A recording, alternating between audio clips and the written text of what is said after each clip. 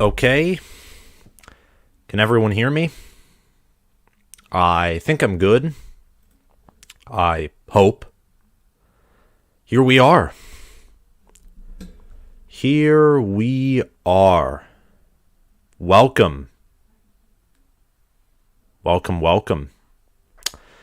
This is going to be starting here in 9 minutes. Yeah, 9 minutes. And let's go. I know, right? Loud and clear. Cool. Well, this is going to be a watch party. And me calling, somewhat calling the game. It's really just more of a watch party than anything else. But, yeah. I'm going to be looking through comments at the ad breaks is really what I'm going to be doing, is looking at comments through the ad breaks. And then in the actual game, I'm going to try and have some depth charts on my computer. Try and, call the game how it is. And just really have some fun with it. All I know is that Quentin Johnson and Max Duggan are going to destroy Keely Ringo, regardless of whether Georgia wins or loses, because there is a scenario where TCU can destroy Georgia's secondary, and as Ohio State showed us, still lose. So here we are. Here we are. I do have the depth charts up. Let's check in on our beautiful viewers here. See how you all are doing. And yeah.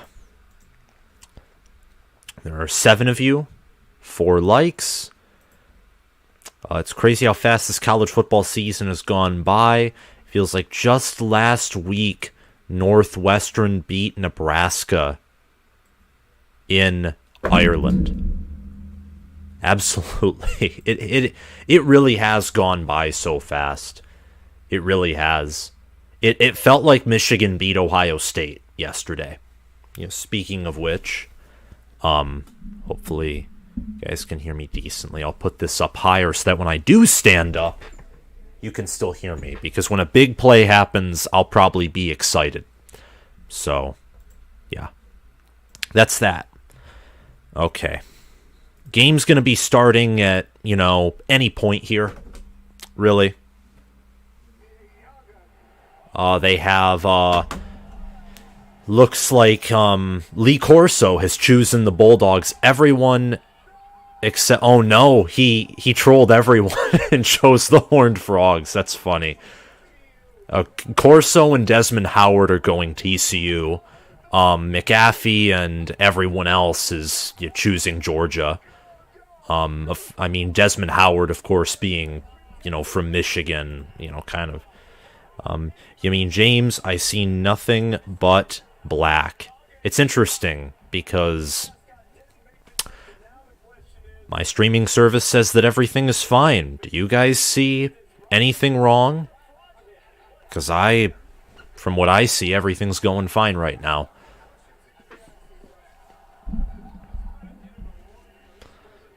You hear the SEC chants, which, whatever at this point. Whatever.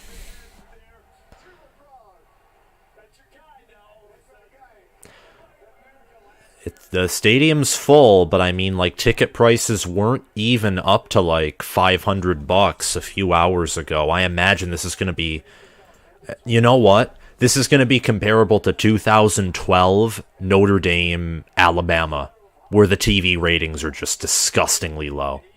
That's what this game's going to be comparable to. It's going to be that low. Easily. Also, in case if anyone missed it, Blake Corum is coming back for his senior year. Holy cow, I did not even see that. Not even going to lie. So, this is why I partially do the live streams and do interaction with the chat, because they sometimes tell me things when they just come out. That's huge. That supports my claim that Michigan is winning next year's national title, which, yeah, sneak peek, if you're on here, that is my very early national title opinion is that Michigan wins it all next year. Corum and Edwards are like two of the top 10 running backs in the country for 2023. There's a realistic chance that both could be on my first team, or Corum would be first team, Edwards would be like second team. Like, they're just that good. It really, really is crazy. Noah 23, TCU, please humble these UGA fans. I do not want the SEC to win. I don't think UGA fans or Georgia fans have reached Alabama level or Texas level or Auburn level. Heck, there's an argument that they haven't even made Ohio State or Michigan level of toxic, which my own fan base is one of the most toxic fan bases in the country. But the SEC does not need to be emboldened after LSU, Alabama, and Tennessee won their games. I want TCU to come out and play a competitive game, but at the end, be known that they beat Georgia. And to go back to Full Metal Pilot, also in case if anyone missed it, Blake Corum is coming back for his senior year, which is just absolutely huge. Huge for Michigan. Very huge. For a team that I think is definitely a top 2 team next year.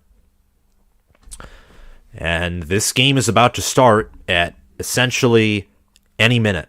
It's about to begin. So I'm excited. I expect this chat to grow very much as like YouTube takes down the illegal lives of this national title, because they're YouTube, and they defend, the corporations or entities that do hold broadcasting control over this game.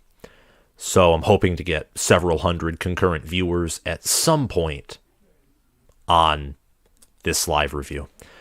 For TCU, the key is, can D. Winters, Trevius, Hodges Tomlinson, Mark Perry, can that back seven complete? Can they take advantage of Stetson Bennett's misguided throws? Because let's be real here.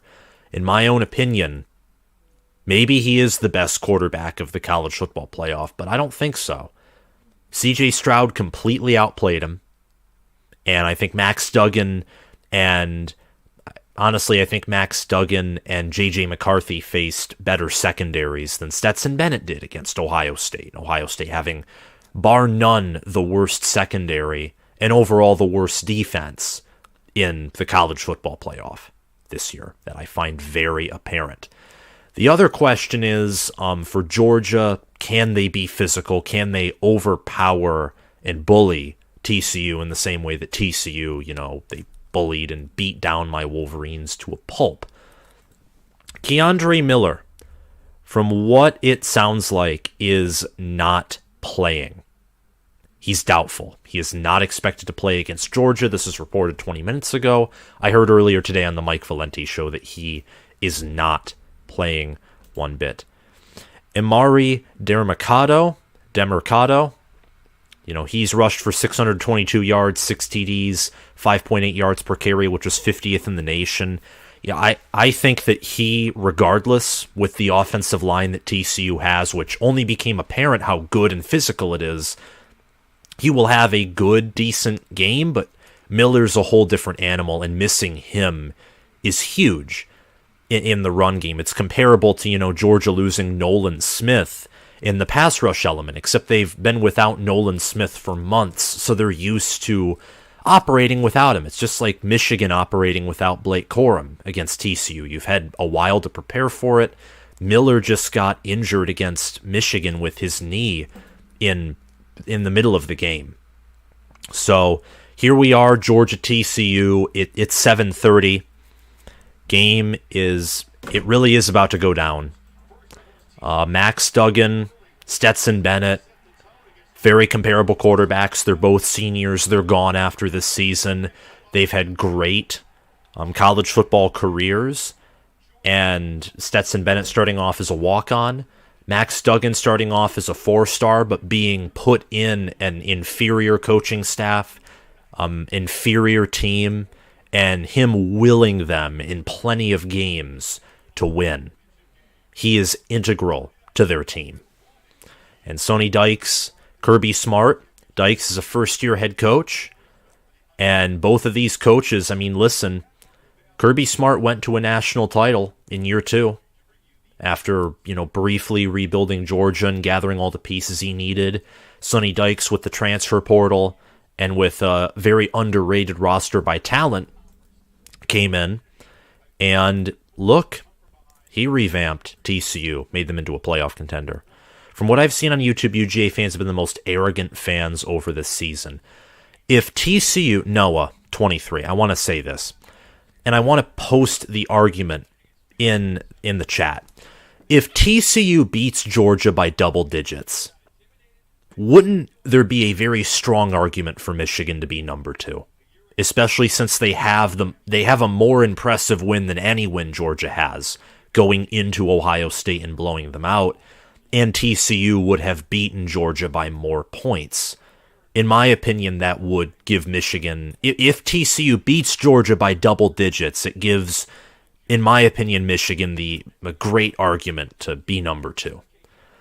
Craving some ice cream, says Blake Smith. I had some pasta with Parmesan cheese, butter, and salt, just a little bit of it before this game, and I drank some water, and I'm just happy right now.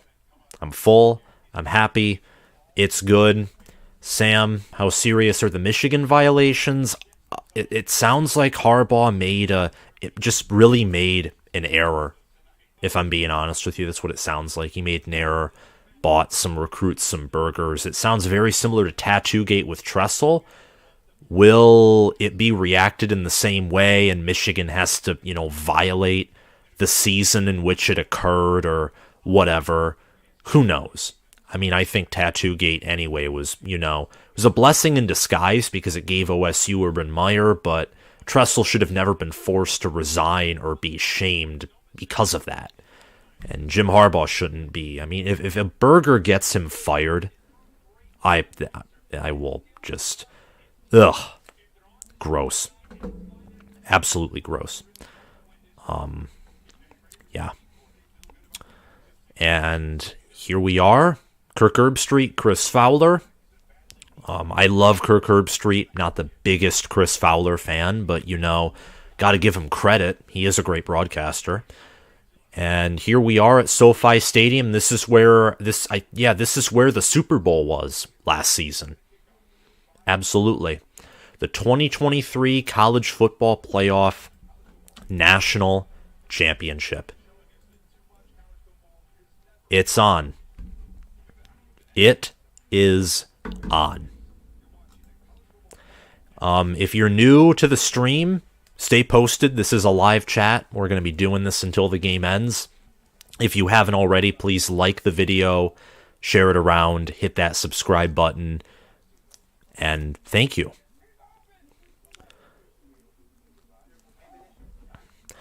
Just to give you a routine of what's going to happen during the stream, I'm not ESPN, I'm not Fox, I'm not going to bombard you with ads throughout the whole thing, but just so that I can get a water break and, catch my breath. After every quarter ends, I will be inserting an ad as kind of just a break for myself.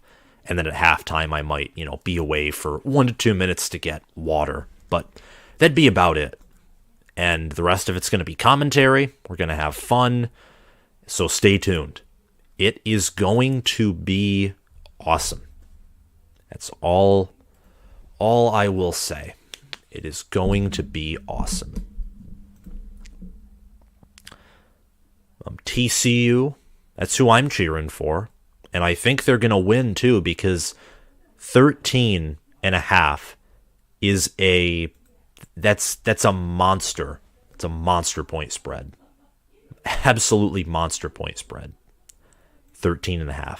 I can't even believe it. I mean, it was down to 12.5 and it moved. It moved back up. Which to me is just, somewhat utterly ridiculous in a sense. It moved.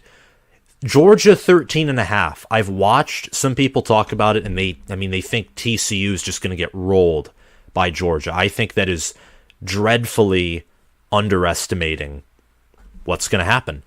When is kickoff, though? Blake Smith, it's after this advertisement. I'm pretty sure. It's after this ad break specifically. I can't wait. But, really, 13.5. I can't believe it. Now, there are scenarios where Georgia wins by 2 touchdowns, where they win by 14 points or more. And there have been, the Ohio State won their national title by more than 14 points in the college football playoff. Clemson has done it. LSU has done it. Alabama has done it. Georgia did. Actually, the past 4 national champions have won it by 2 touchdowns or more.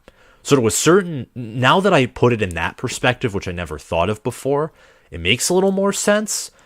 But there's never been a point spread this huge.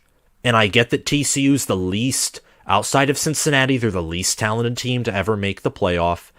They're the least talented team to ever make a national championship since easily the 2000s, if not before then. So I think TCU is just being drastically underestimated here. That's what I think. The pundits have been wrong a lot this season. Oh yeah, the pundits gave Michigan little to no chance to beat Ohio State. Crazy. This is going to be a good game. TCU is not elite, but neither is Georgia.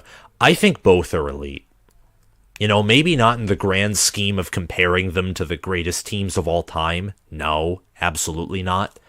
But, Georgia, if they win, they'll be 15-0, and they will have probably blown out every good team they faced, except for maybe TCU.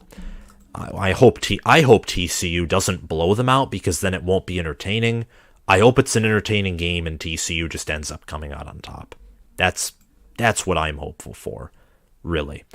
Oh, holy cow. We got 70 concurrent viewers. Y'all stay on. Watch party. They're doing the national anthem right now. Like this video up. Comment in the chat. I encourage you to do so, whether it's super chat, which would be much appreciated, or just a basic chat. Comment in the chat. Subscribe to the channel. Mikey 40 Pro. TCU is going to shock the world. I hope so. Hopefully TCU can upset Georgia. Pretty sure Corn Crazed is at the game since it's in LA. Yeah, that would make perfect sense. I really do hope that TCU. I really, really hope that TCU wins. Whew, okay. Alrighty. National anthem is almost over. And soon enough, it'll be kickoff.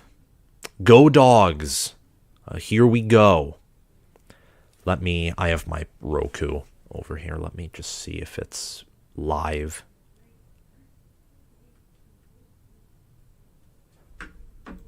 Yeah, I think they delayed the kickoff, which makes, no sense, but let me refresh this.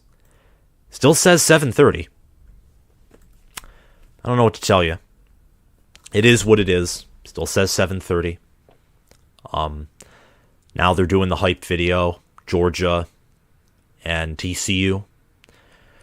No one picked TCU to be here. They had 501 odds of getting to the college football playoff. 501. Nebraska and Scott Frost had better odds of reaching the playoff. And I would have agreed with those odds compared to TCU. But no, TCU's here. They're here. And they deserve to be here. They absolutely deserve to be here. I'm going to get that ad out of the way. Those ads are annoying. Just stop it. Ad covered content. And here come the Bulldogs out of their tunnel. Oh, this is... I wish my Wolverines were here. I very much wish. But they're not. So it is what it is. They got 5 people to sing the anthem. It's pentatonics, I think, is the the group that's going to be, they sung the anthem, they're going to be at the halftime show. Mikey 40 Pro, TCU will win coming from a Michigan fan. Their defense will expose Georgia's flaws, but overall this is going to be a huge offensive and high-scoring game. I agree. TCU, listen, their defense is good and opportunistic, but it's very bend but don't break. They're not afraid to allow a lot of points.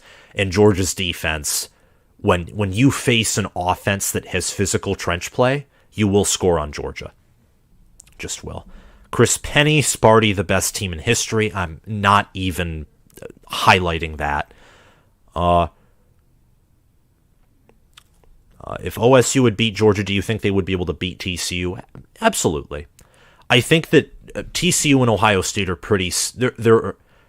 They're very similar. TCU and OSU are, more pizzazz, more show, more storybook teams, and more explosive teams. Georgia, Michigan are more, textbook smash mouth football. Really. Georgia wins by 17 plus. Very possible. I just pointed this out, but every national title or champion back to 2018 has won the national title by more than 2 touchdowns, like covering what would be a 13.5 spread. So can Georgia continue that? We'll see. I think TCU covers, and that's just my own humble opinion. I think 45-40. I think it's going to be a high-scoring offensive renaissance is what I think it's going to be. High-scoring offensive renaissance. It's going to be insane. A coin toss. Nolan Smith is out there. He has been a trooper, a coach. You also have, I think, Christian Beal-Smith out there for Georgia. You have Stetson Bennett. For TCU, I confess that I do not know who their captains are. But they're out there. 4 each. They are out there. And let me turn on the volume. They have a special 2023 college football playoff coin. Even the ref's hand is shaking, which, I imagine he's as excited for this game as any of us are. Who can blame him? Let's go. Boo, says Parker Seymour. I feel bad for Ohio State fans. You did better than Michigan did. Michigan was arguably the worst performing college football playoff team relative to expectations. They never led in the entire game. At least Ohio State looked like they were going to dominate Georgia in the third quarter. Armand Hammer, we're due for a great natty. I hope so. I certainly agree.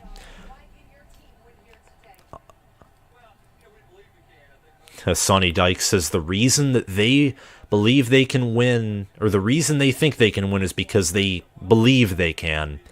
I think that's been the theme of TCU all year. It's been summed up relatively well. TCU is this team that keep being doubted, and the bettors have, listen, they've doubted TCU. When you place a team, when you favor a team by 13.5, you're saying that in all likelihood it will be, it's more likely to be a blowout than not. So here we go. Come on. Go Horned Frogs. That's all I'm going to say. I will be rooting actively for TCU. If you're a Georgia fan who's subscribed to me, I apologize. I'm going to hide you because any of, live free links will either come with viruses or they will be taken down unless you've, found the special websites, which I used to know some of them, but not anymore. All right. Come on, guys. Georgia will kick it off. TCU will receive. And they will knee in the end zone. Here comes out Max Duggan. And Amari Dermicado. Quentin Johnson, Darius Davis, Tay Barber. Here they come. We will see what tonight beholds. Let's see. 15 minutes. Here we are. You see all the offensive linemen. Alan Ali, Steve Avila. Wiley is in motion, the tight end, and there's a false start. Several flags fly for TCU. False start. Multiple people moved. 1st and 15 TCU. Well, that right there, I mean, right there, immediately, penalty.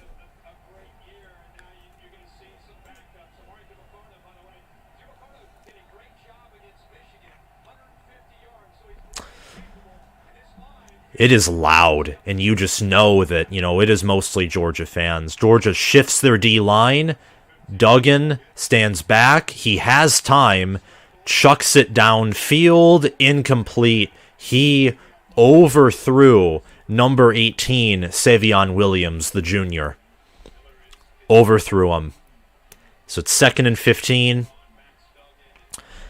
And, yeah, Keandre Miller showing him on the sidelines. He is not in gear. He's out. Here we go. 2nd and 15. No one in motion. Nope. Wiley again, the tight end, in motion. It's a screen to Quentin Johnson, and that gets about 3 yards. So it'll be 3rd and 12.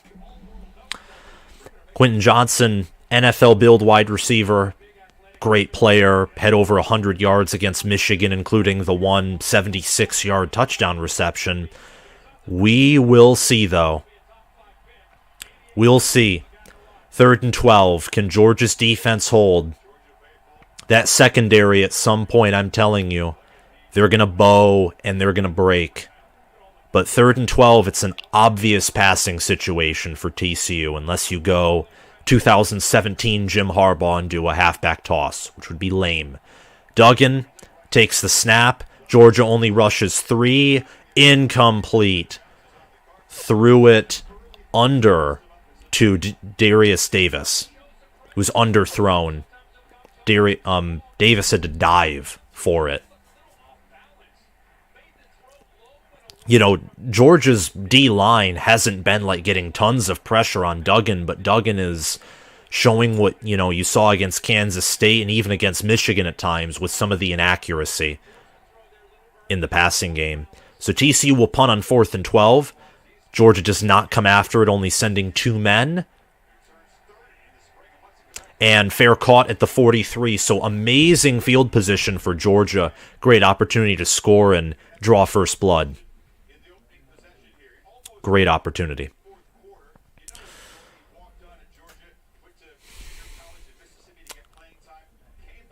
So Georgia, their offense, quarterback Stetson Bennett, running back Kenny McIntosh, Dave John Edwards, and Kendall Milton. That rotation, Darnell Washington and Brock Bowers at tight end, and at wide receiver, Ladd McConkey, Marcus Rosemary Jack Saint, Adonai Mitchell, Arian Smith, many others.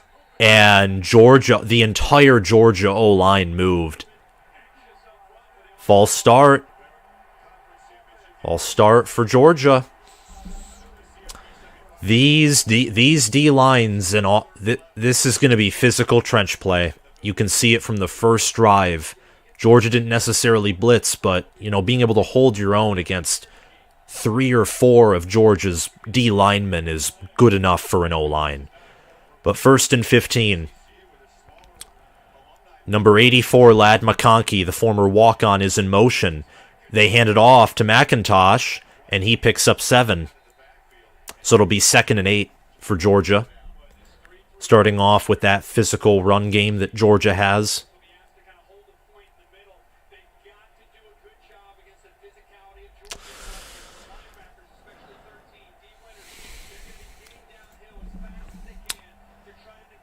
They're talking about the 3-3-5 defense as if that didn't do enough against Michigan. 5 receivers out there. Bennett alone in the backfield. Steps up, throws, and it's caught by Brock Bowers. And the tight end will be down at the TCU 33. Brock Bowers will be. Nice completion, nice ball by Stetson Bennett. Very impressive.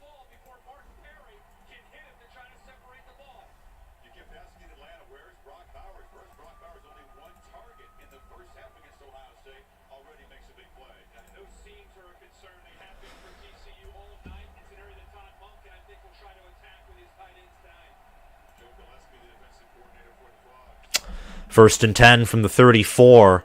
Number 10 is in motion on a wheel route. Bennett, his O-line gives him plenty of time. There is a flag, and Dejon Edwards gets a 9-yard gain, but there is a flag. We'll see what it is. Maybe an illegal formation. Oh, yup. Yeah, looks like it. Penalty on Georgia. Illegal shift. Offense, it'll be 1st and 15 from the 39 of TCU. Georgia's given currently a 77% chance to win, according to ESPN's FPI, as you can see on your screen. Here we go. 1st and 15. You got McIntosh and Bennett back there. Got a bunch of 4 to the right. Number 11 is in motion. Bennett screen to Bowers. And Bowers gets a 12, 11, 10-yard gain. Crazy. He's big. And what's crazy is Darnell Washington is even bigger. If you can believe it. Even bigger. And let me tell you something. Both O-lines are playing well when it comes to pass pro, but Georgia's is just so far manhandling them. 2nd and 3, I expect a Georgia run, but Todd Monken's been much more pass-heavy this season. 2 running backs in the backfield. They do hand it off. Easy run for Kendall Milton down at the 25. It was easy. Actually, down at the 21. That was an easy gain. Georgia is in prime position to at least get a field goal, if not score here.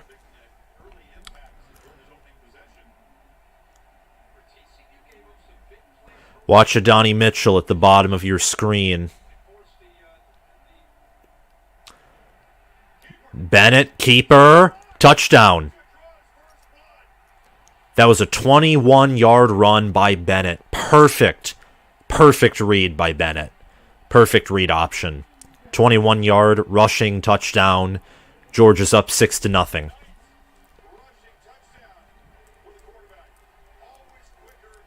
The Heisman winner, not the Heisman winner, Heisman finalist strikes. He has a total of 54 yards right now, 33 through the air, 21 on the ground. Jack Podlesny lines up for the extra point to make it a 7-0 lead. Extra points are basically givens, unlike the NFL, but it's always good to know. And Podlesny makes it. So 7-0, Georgia up against TCU.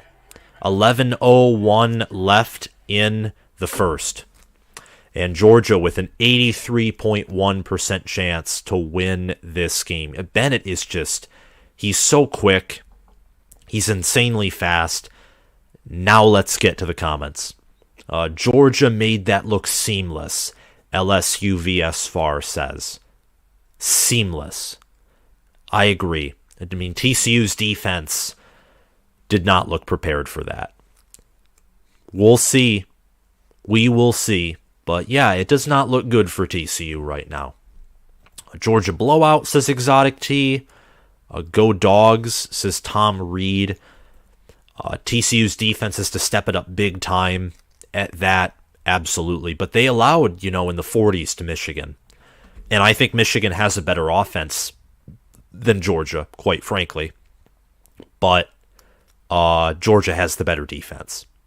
They have the more playoff defense. That's for sure. But we'll see what happens. It certainly right now, TCU has to get in rhythm. They have to try out the run, because if you don't run against Georgia, Ohio State nearly won without running against Georgia, with the exception of C.J. Stroud. But you have to get a QB run in, keep Georgia's defense honest, and you have to target Kelee Ringo.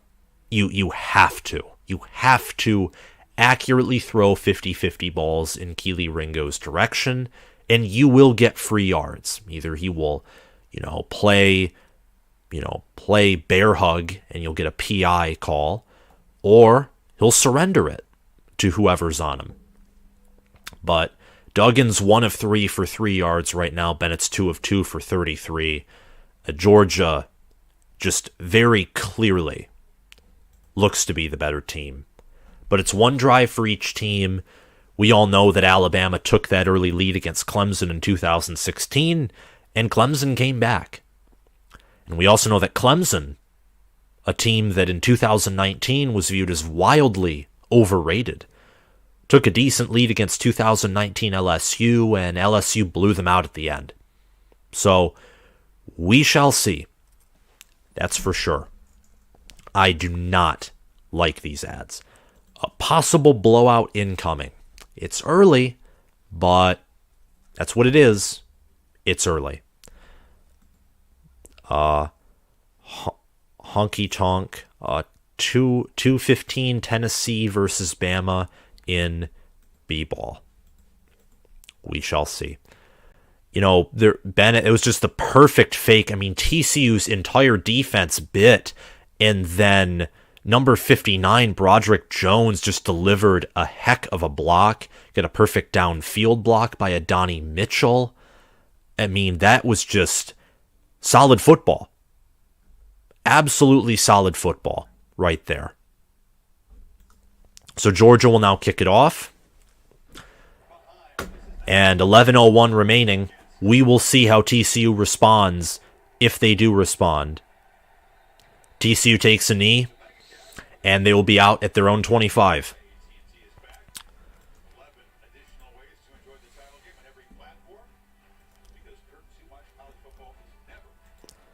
Yeah, Chris Fowler just spoke truth. There's never such a thing as too much college football. Never. Never. Never. All right. They're showing the genius. If Jim Harbaugh leaves, I want Todd Monken to come here, because JJ won't win the Heisman with the offense that's run, but Monken would turn JJ into one of the nation's most elite QBs. Turn Michigan into a powerhouse. Duggan faked it and was tackled for a 5-yard loss. Ooh. 2nd and 15. Now that was bad. That was bad.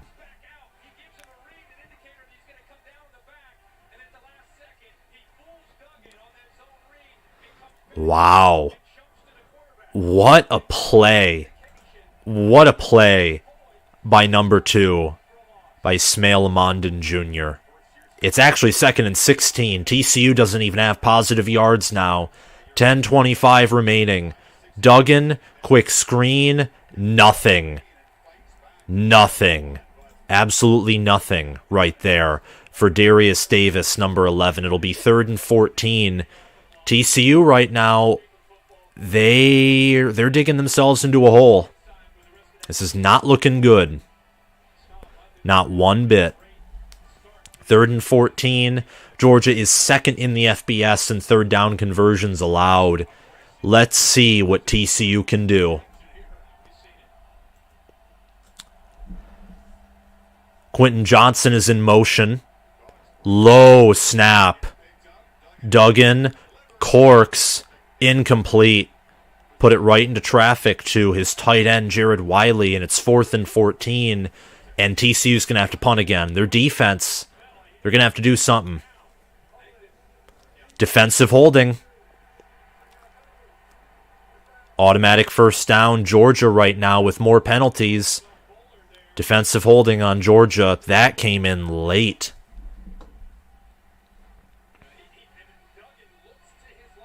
That came in late. It was holding on Bullard. He pulled him down. And Bullard, for Georgia. And Darius Davis. Fumbles it. It looks like Georgia, oh my gosh, TCU fumbled it. Darius Davis on a jet sweep that looked like it was going to gain like 6 or 7 yards, and he coughed it up.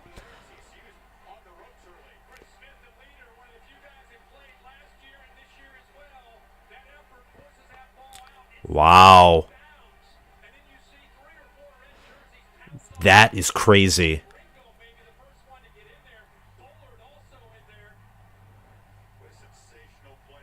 That's crazy. Christopher Smith, who is the best player on that secondary, forced it free. Unanimous first team All-American, number 6 safety prospect. And that right there, fake. Bowers made something happen on a reverse that should have been busted, and he gained 4.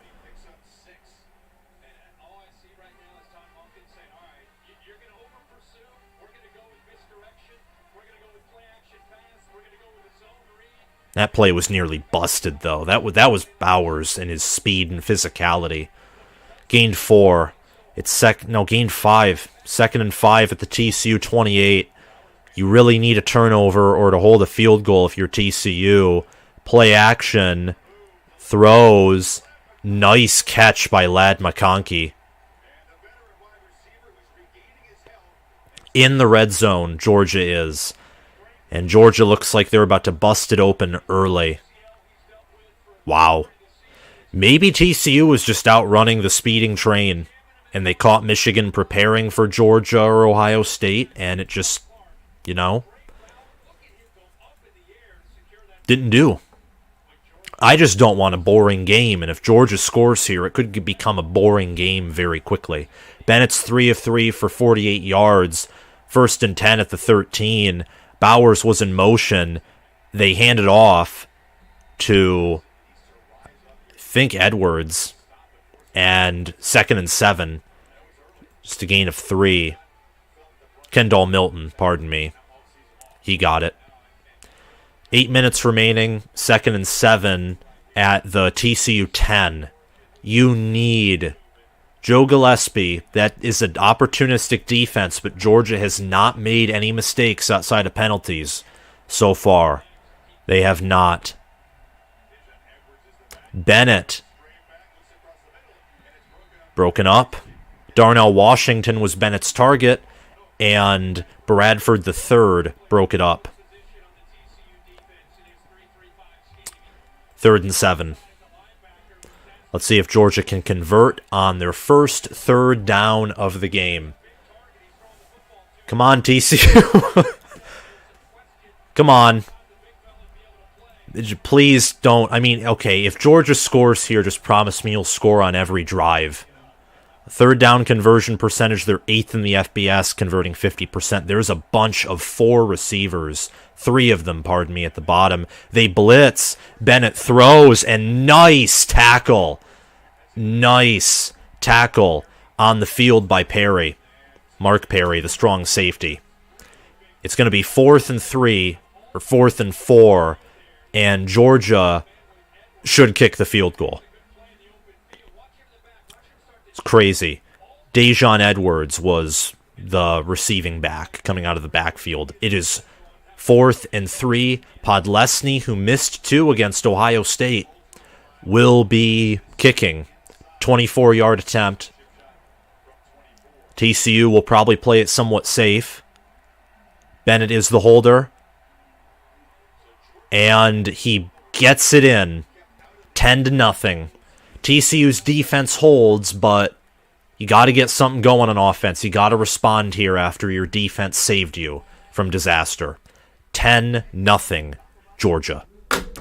And we're here. Okay, I'm done with these bot accounts. At least TCU stepped up in the red zone. I'm afraid if TCU doesn't get any points this time around, yeah, I would agree with you. I'd agree with you right there. Right there. Georgia has the old school gameplay with exceptional athletes that overmatch their opponents. The state of Georgia produces so many unbelievable athletes and only few are seen on the big stage. Ohio State really was the perfect matchup for them. Ohio State didn't even have a true top 15, top 20 defense, but because of how good their offense was, it nearly broke Georgia. I mean, you have to... Alabama showed us last year, you have to have good offensive line, great wide receivers, and a great QB. And a solid defense to beat Georgia. You just have to. You have to be a top... To beat this modern incarnation of Georgia, you have to be a top 4 team. You have to be a top 4 team. TCU, Michigan, Ohio State were undisputed the top 4 teams. And maybe Alabama after what they did to Kansas State. But before that game, Alabama was... No way you could have had them in your top 4 within reason. No way. No way. No way. What do you guys think so far? All 250 of you that are on. What do you think? I mean, Georgia right now they're given nearly a 90% chance to win. It's crazy. Absolutely crazy. What do you think?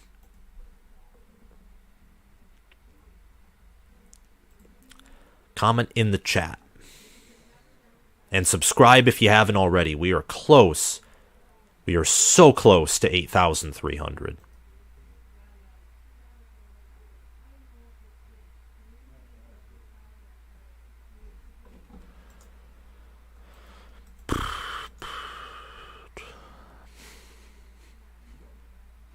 And we're back. 10-0 right now is the score of this game.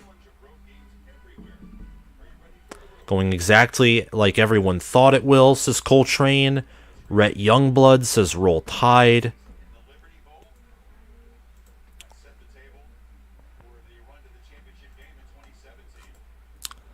.6:51 remaining in the first quarter. It is 8:09 p.m. Eastern Time. Georgia will kick off again. The Dawgs have 94 yards to TCU's 1. And it looks like Podlesny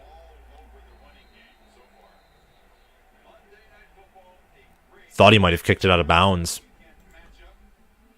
Or Brett Thorson. No, that's the punter.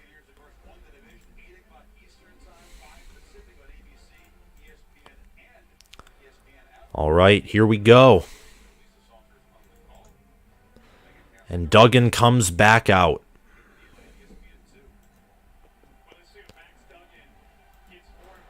Here goes Duggan. Emarmi Dermacado is back. And now it is loud. Georgia sends it, and TCU rushes for a 4-yard gain. Demercado, 2nd and 6. Nice blocking there. Anytime, I'll take 4 yards a carry against Georgia's defense all day. TCU with a little bit of tempo. Georgia has 6 guys in the box. 5 secondary players. And now we'll see what Georgia does on defense here. They only send 3. Duggan launches downfield, wide open. Wide open. And what did I tell you? It wasn't Keely Ringo, but that secondary, man, that was a busted coverage, and that was to Darius Davis making up for the fumble. Down inside the Georgia 25. Actually, at the 11. That was a massive gain, a missile by Duggan. Let's see. Tempo. Demercado down to the 6. That was huge. Yeah, they tried to double team Johnson, and Bullard broke off. Wow. That's crazy. That was on the money to Darius Davis. And an injury. It's always unfortunate. Warren Brinson, one of the backup defensive tackles in the rotation, is down. 5:33 left and an ad break. So now, TCU, can they respond? We'll see. I'm not sold on Duggan. I felt he was overrated as a Heisman finalist. He nearly threw the game away against the team up north, my Michigan Wolverines. But he does carry this team on his back to a certain degree. Jessica Jerry, Georgia needs to lose. I completely agree. The Tide only team able to compete with the Dawgs. Missouri, Ohio State. Kent State. There have been multiple teams who've been able to compete with Georgia. Did they beat them? No. But they were in the game, certainly. And I also agree with Jessica Jerry that they need a touchdown. They as in TCU. They need to score. Need to score here. They just have to. And if they don't, if they score a field goal, Georgia's been able to march up and down the field laterally, horizontally, vertically. They've been able to do whatever. Run, pass. You need a touchdown. Because TCU's defense doesn't beat you by forcing you to punt over and over again. They do what they did to Michigan. They force you into field goals because they let you score on average 20-odd-something points per game. TCU beats you by scoring more than you do. They do not beat you by holding you to less than you score. It's the same concept, but a different mindset when it comes to outscoring your opponent. The latter is a defensive mindset, the former is an offensive mindset, which is of the Horned Frogs. And 2nd and 5 at the Georgia 6. The way that Demercado is running against Georgia right now, he has good blocking, physical runner. Reminds me a lot of how he's ran against Michigan on the 2 carries that he's gotten. And, TCU is just showing you that they're explosive against a Georgia secondary that, let's be frank, even with 5 men, is just morbid at times. Like, completely morbid. So, here we go. The All-State mayhem moment, the field goal by TCU is crazy. When they beat Baylor on the last second of the game on the road, they won 29-28. 5:26 left. Duggan with Demercado. They hand it off. Demercado gets a 4-yard gain. 3rd and 1 at the Georgia 2. And they're running with Jalen Carter in the rotation, and they're still getting 4 yards per carry. All right. This is a moment where I'm going to be standing up. Come on. All right. Georgia's complete goal set. Quentin Johnson in motion. Duggan keeps it and walks in. That was effortless. 2-yard touchdown run by Max Duggan, who had 2 rushing touchdowns against Michigan. And just like that, TCU was right back in this game. 10-6 Georgia. And for TCU, it will be Griffin Kell handling the extra point. That was beautiful. 5 plays, 75 yards, 2 minutes, 6 seconds. That's an Ohio State type drive. Georgia doesn't get to it. The PAT, and it's 10-7 Georgia. And already 17 total points in the first quarter. Georgia now with a 76% chance to win this game. We'll see if Georgia responds, how they do respond in the next drive. Nearly 300 of you. Wow. Please stay tuned and watch the rest of this thing through. It looks a lot better now. Joe Hutchinson says, "Go Frogs." Michigan man Jason, "I told everyone Georgia's D wasn't as good as last year." Amen to that. Specifically, it's their secondary. That's like specifically what it is, but even more specifically than that, as I think this game might show, I think their D-line, more specifically their run defense, isn't nearly as good. I guarantee you Michigan would run for 4 or 5 yards per carry on Georgia. On average. They'd probably break off a big run. Georgia would mainly keep them to 3 yards average, but a big run could do something. Crazy. There are there are like 300 of you here. That's awesome. Totally, utterly awesome.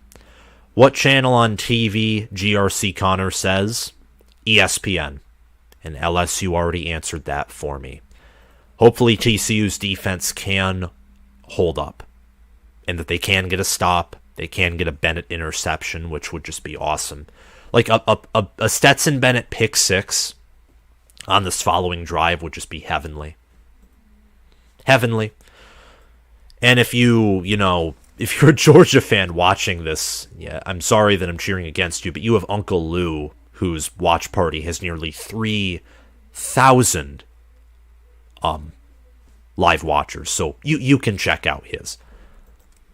Which his channel, by the way, it's funny.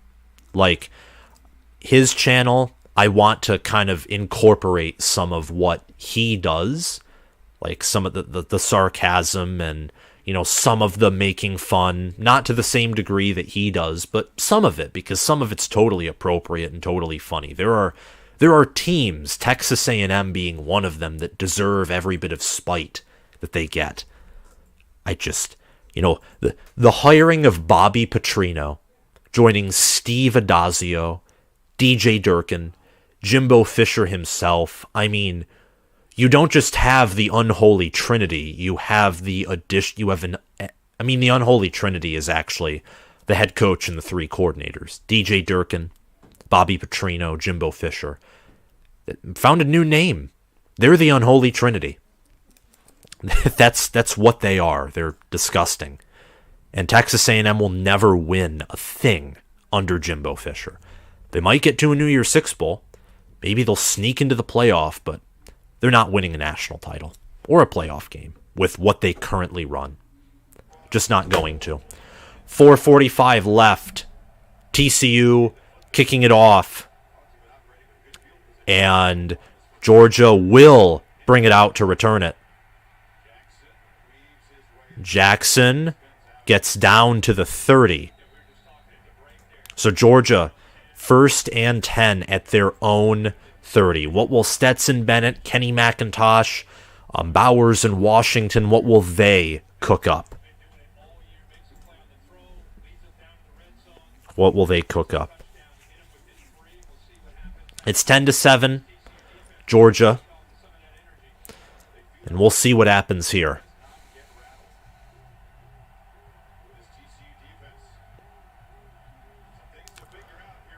Bennett, screen to McConkey.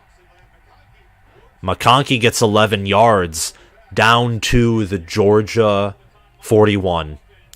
Those screens where they have 3 receivers blocking, they're fantastic. And you never see them coming. You don't. Extremely difficult to defend, as Kirk Herbstreit just said. Bennett is 5 of 6 for 63 yards, and he has 1 carry for 21 yards for that touchdown. Georgia's sole touchdown of the game thus far. 3-man front, they hand it off, and Kenny McIntosh, I get them mixed up for whatever reason. First down. in TCU territory. 1st and 10. They're at about the TCU 45, I do believe. 3:48 left.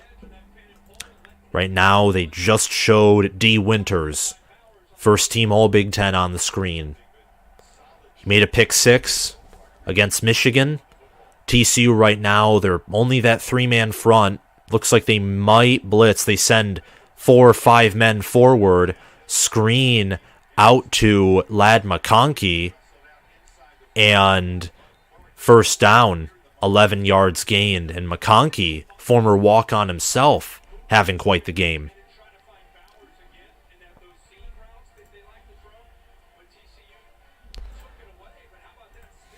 You know, Bennett, perfect game manager. Like, literally the perfect embodiment of game manager.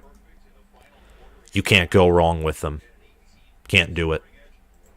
1st and 10. At the TCU 37.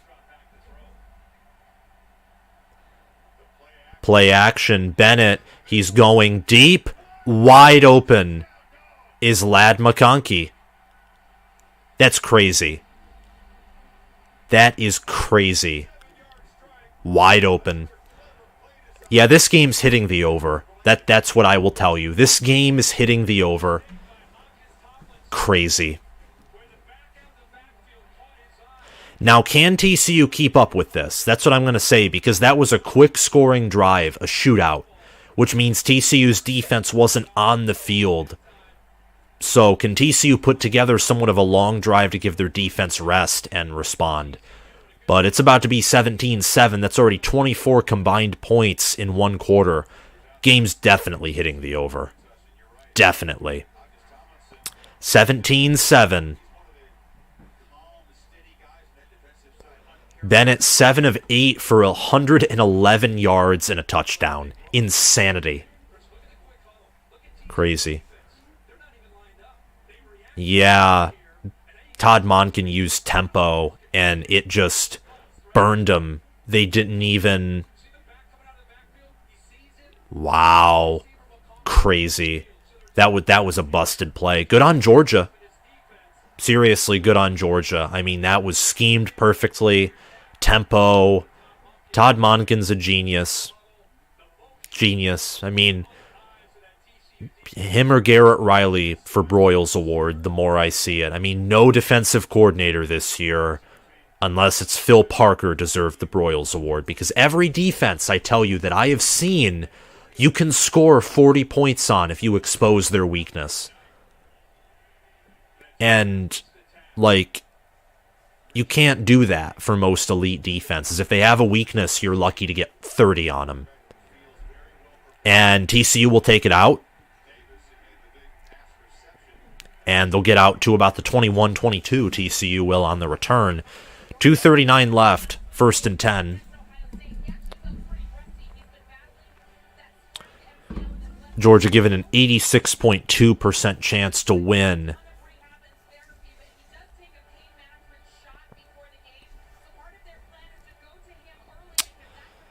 All right, 1st and 10. What is TCU going to dial up here? They're down by 10. Your defense is going to get a stop eventually, but you have to keep in the arms race. You have to. DeMercado hands off and gets a gain of 10. First down TCU on a run by DeMercado. So that TCU run game, it's churning. It is churning. 1st and 10 at the 32. So actually a gain of 10. TCU uses some tempo, but then they back off. DeMercado motions over to the right side of Duggan. Another handoff by DeMercado. And a gain of 6. They're running on Georgia. DeMercado right now is 5 carries for 29 yards. Averaging nearly 6 yards per carry. Pretty impressive against a Georgia defense that has been vaunted for the past 2 years of shutting down the run. And you can see TCU's physical trench play. It's different compared to Ohio State's and even to Michigan's. Though some would argue Michigan's had an off game. I mean, what TCU's doing right now, they're replicating it. Duggan back to pass. Wide open is his tight end, Wiley, number 19, and he picks up the first down. So TCU replicating consistency. Not just relying on the big play, but marching down the field, which is important. Because you can replicate that. That's duplicatable. Or duplicable. Maybe that's not even a word, but you can duplicate that. You can duplicate the plays they're doing right now. It's hard to duplicate big plays through the air and on the ground. But 1st and 10 at the TCU 49, play action for Duggan, and he's going to get sacked. Loss of 9 yards. It'll be 2nd and 19 with 46 seconds left. I think it was sacked by Williams for Georgia, Michael Williams, who's a true freshman. Crazy.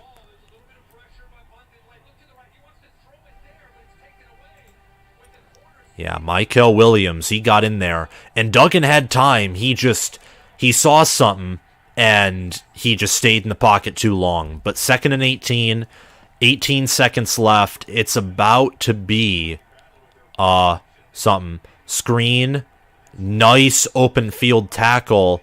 It'll be 3rd and 17. TCU might have to punt despite gaining some first downs. That sack really hurt him. And it is the end of the first quarter. 17-7. 17-7. 45 minutes of football left. 45 minutes. I am going to quickly get a drink of water.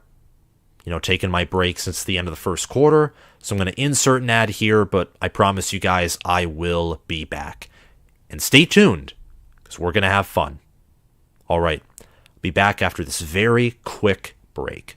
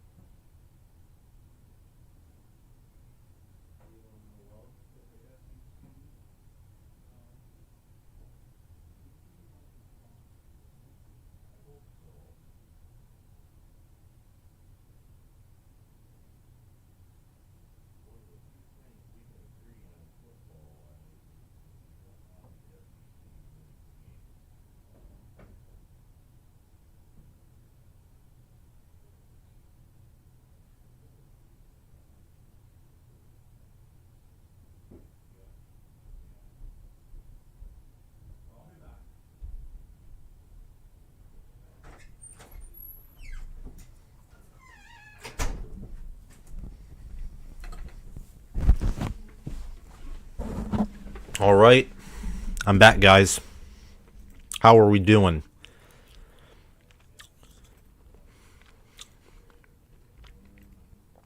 How are we doing?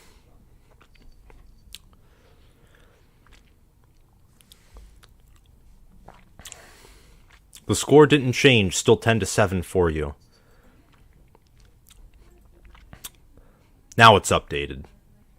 17-7. Don't know why that was, but oh well. Oh well. We will see.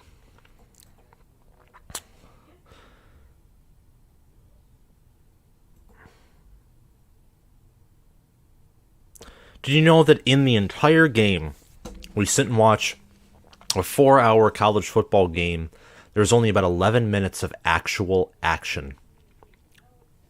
That means an entire game is decided in 11 minutes. That's crazy.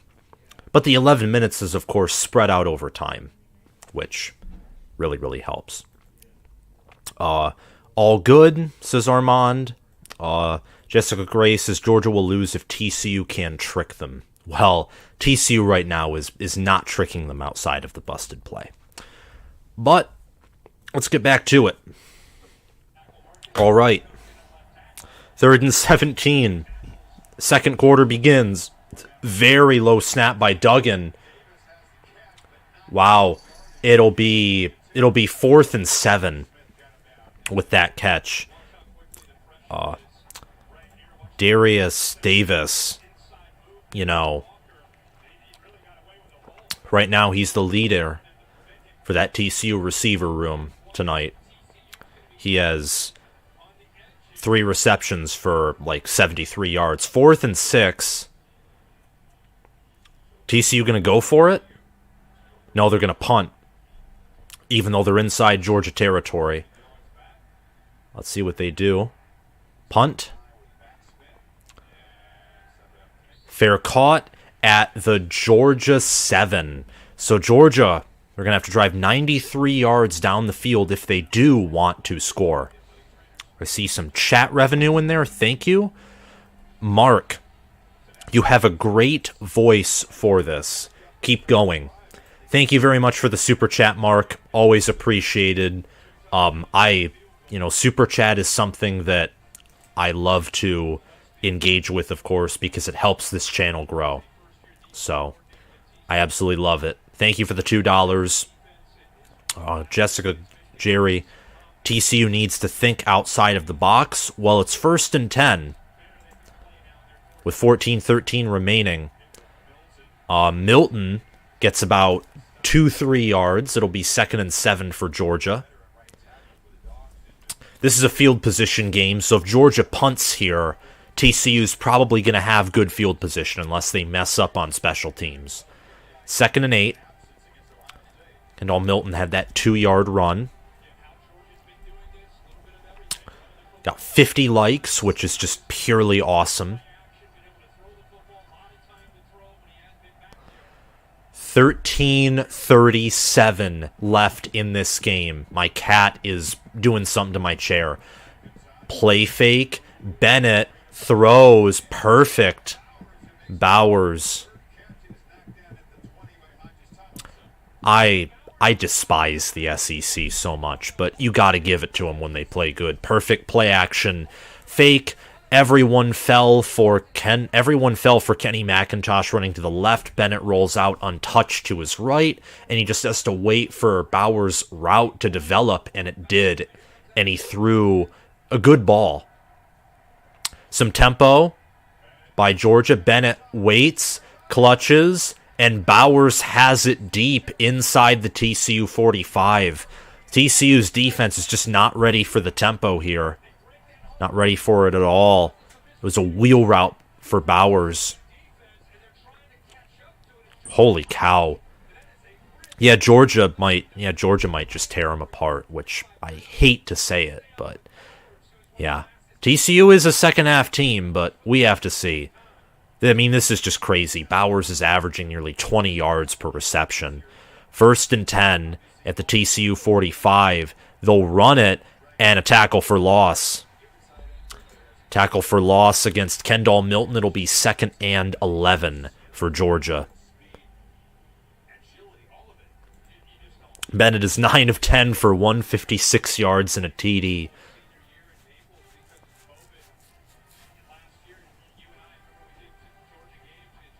Wow. And here we go. Can they do anything? 4 receivers out there. In the backfield is Kenny McIntosh. Bennett throws. An attempted one-hand catch by number 5, which is Adonai Mitchell, and it's 3rd and 10 for Georgia.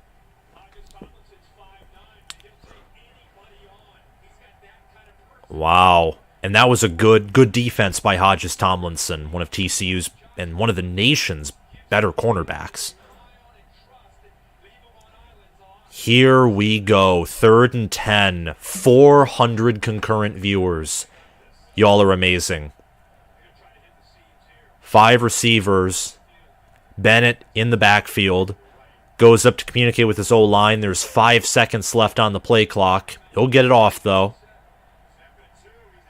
Bennett is immediately pressured, tries to run for it, and picks up the first down. Wow. 11-yard run by Stetson Bennett. He's so quick. That's the thing with Georgia. They're fast. They're insanely quick. You have to put a QB spy on him. He now has 2 carries for 33 yards and a touchdown. It's crazy how quick he is.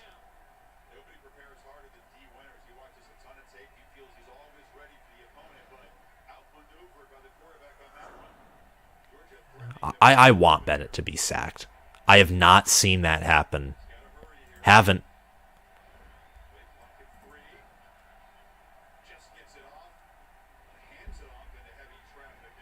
And McIntosh tackled for a 1-2 yard loss, so TCU's run defense is bowing somewhat.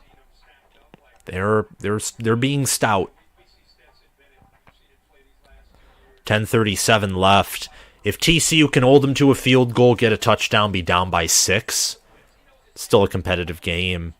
But Winners took on Bennett from an angle that, for a scrambler is very advantageous. He went right for him instead of, playing it more conservative. Went all out, aggressive. Play fake for Bennett.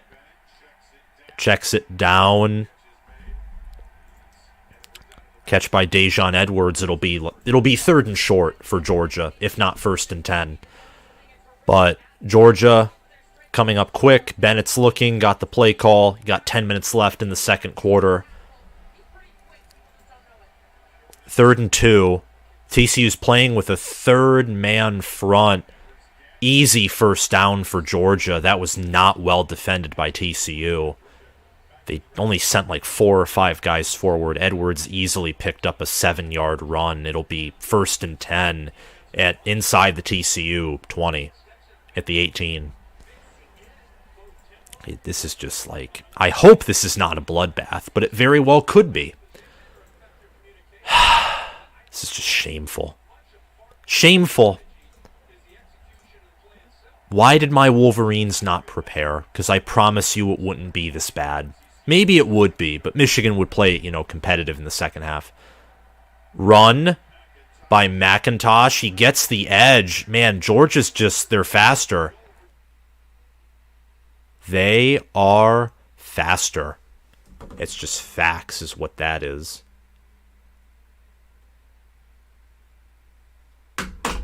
Absolutely faster than TCU. It's crazy.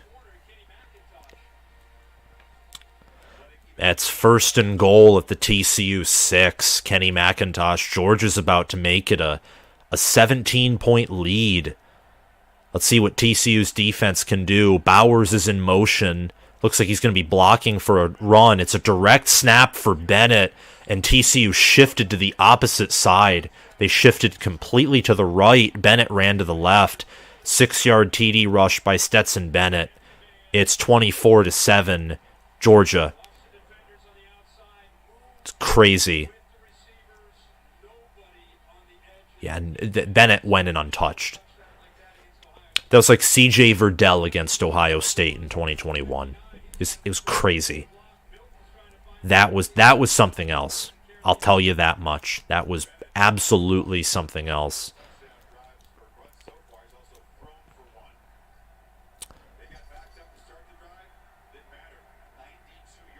(24-7), already 31 combined points. I think TCU will score a few more touchdowns, though. But Georgia just looks unstoppable. It really was only Ohio State, or maybe Michigan, who could have beaten them, and both of them were taken out. Wow. It's insane.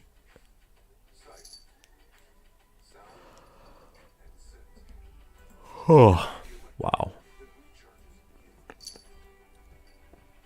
Do you have the TOP stats up to this point? I certainly do. Georgia's had 13 minutes and 22 seconds of TOP to TCU's 808. Georgia's 256 total yards to TCU's 107. 13 first downs to TCU's 5. Georgia also has a 93.8% chance to win this game as of now. And my cat is also meowing. So if you hear him, there he is. I wanted Michigan UGA too, and I'm a Georgia fan, Pax J says. James Madden, yo, what's up? How are you doing? John Vera, great job, Sam. I'm sick of paying for cable TV. Why, thank you.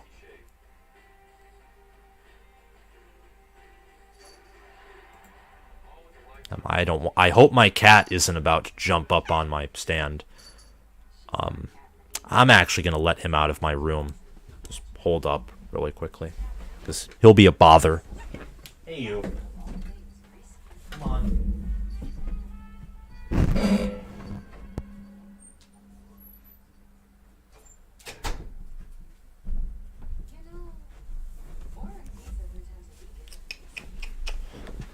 Okay. Yeah, very quickly, we're back. 24-7. That's just... Ugh. Ugh. I hate it. I hate it. Hate it. Absolutely hate it. Don't know what to tell you. Do not know what to tell you. Bennett, 3 carries, 39 yards, 2 touchdowns.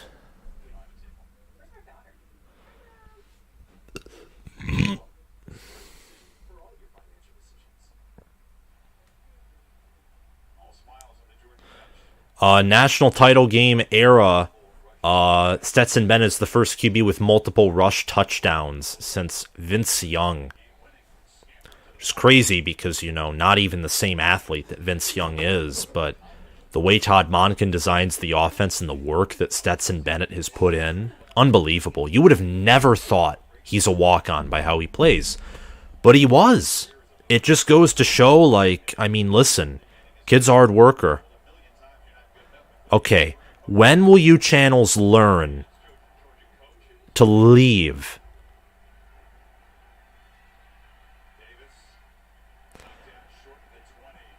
I don't want to be one of those guys, but I think if TCU gets stopped this drive, it's over. And Hunter, I am as excited as I am after hearing that Corum is returning. Very excited. Another ad break. What is this? This is tomfoolery. Now, Georgia just had a 5-minute, 43-second drive. That's physical, that's dominating. TCU, they just need to score a TD, regardless if it's in one play and their defense goes right back out. They need to play. They just have to play.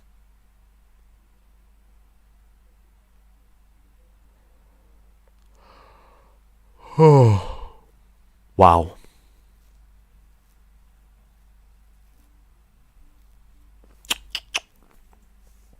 Don't like the ads, like the weird placement of them.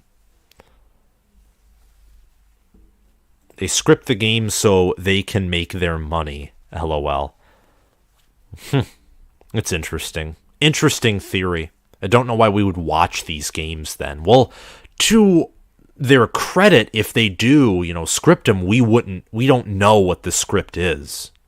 We don't. So it still, has that entertainment value to it. Still does. Very much so.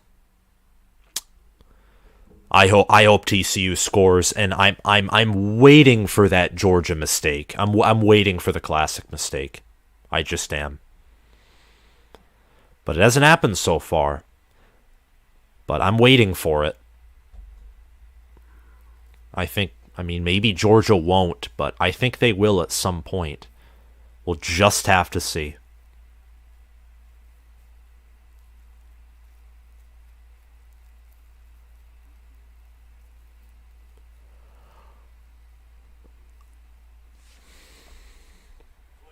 And they're back. Oh, wow. I hope TCU wins, but, you know, the problem is, thus far, it's just like, Georgia's just, they have the better defense. Much better defense. And their offense is great, too. I mean, this Georgia offense is much better than last year's Georgia offense. Let's not be mistaken. Their defense is worse, but their offense is better, despite having a less talented running back room and arguably less talent overall than last year on offense. It's better because of the veteran presence. First and 10 at their own 20. Duggan is back alone. TCU's going pass. We'll see how consistent they can be. Georgia looks like they'll send 5 maybe men forward, but we'll see. Nope, they just send 4. Duggan has plenty of time. And I don't know why he ran up the middle right into the teeth of that D-line, but he did. Gained 1. Duggan did. It'll be 2nd and 9 at the TCU 21.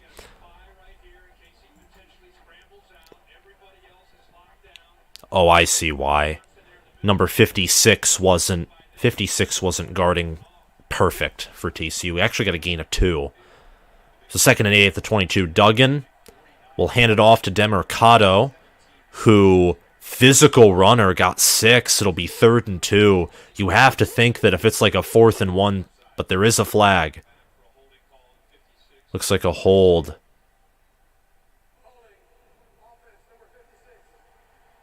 Yup, holding on number 56.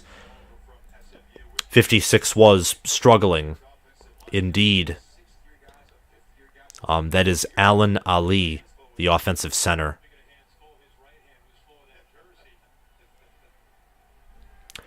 .740 left in the game.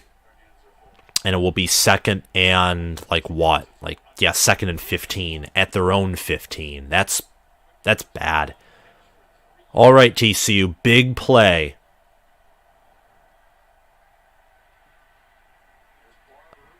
There's Tay Barber.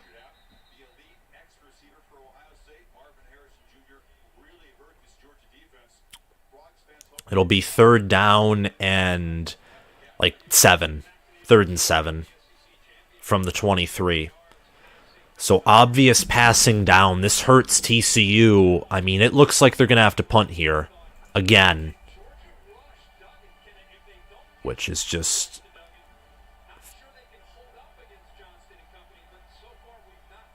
Yeah. 6:50 left. 10 seconds. 8, 7, 6. Demercado is in the backfield.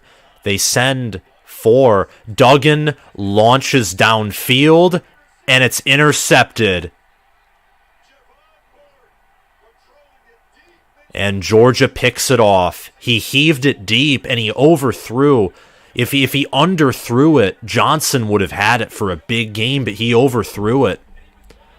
The inaccuracy of the deep ball killed. Yeah, it is wide open. It's absolutely wide open. He just overthrew it. He overthrew it. He misread it. Duggan did. That was a wide open ball. Wow. That's insane. That's crazy.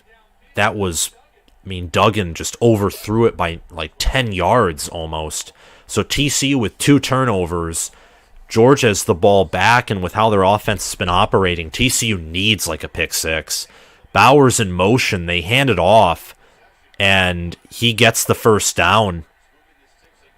They're fast, they're physical, and TCU doesn't look like they're prepared for him.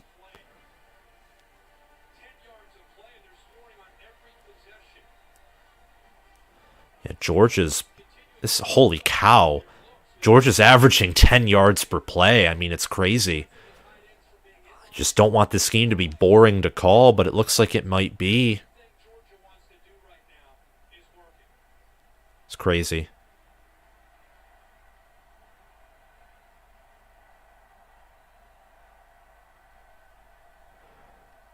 .4 seconds left, some confusion. Bennett snaps it, hands it off. Milton makes a man miss, and Kendall Milton with a 9-yard gain. It'll be 2nd and 1. Joe Gillespie is just not happy, and understandably so. Georgia might run down the rest of this clock and make it 31-7 at the half. It's crazy. I mean, this TCU defense is folding like unlike any other. Crazy.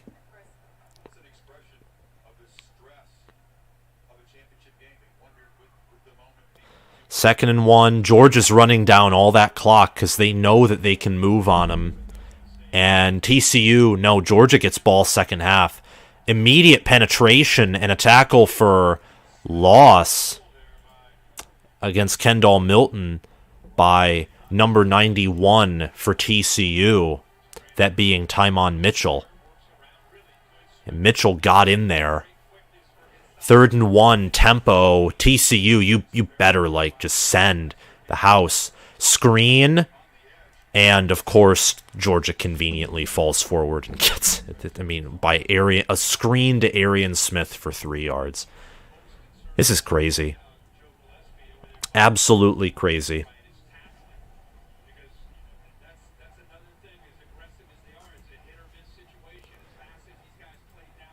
It's crazy. And Georgia, they're going to milk that clock. And hopefully TCU can get a touchdown. But this is just, it's frustrating.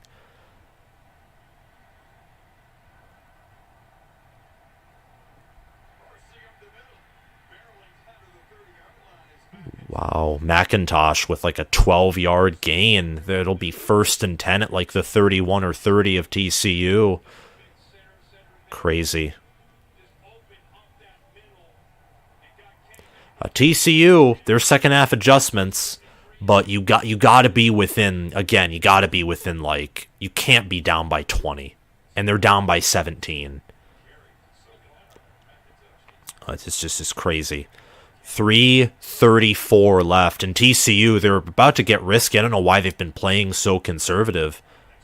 McIntosh broke a tackle, gain of 7, but there is a flag.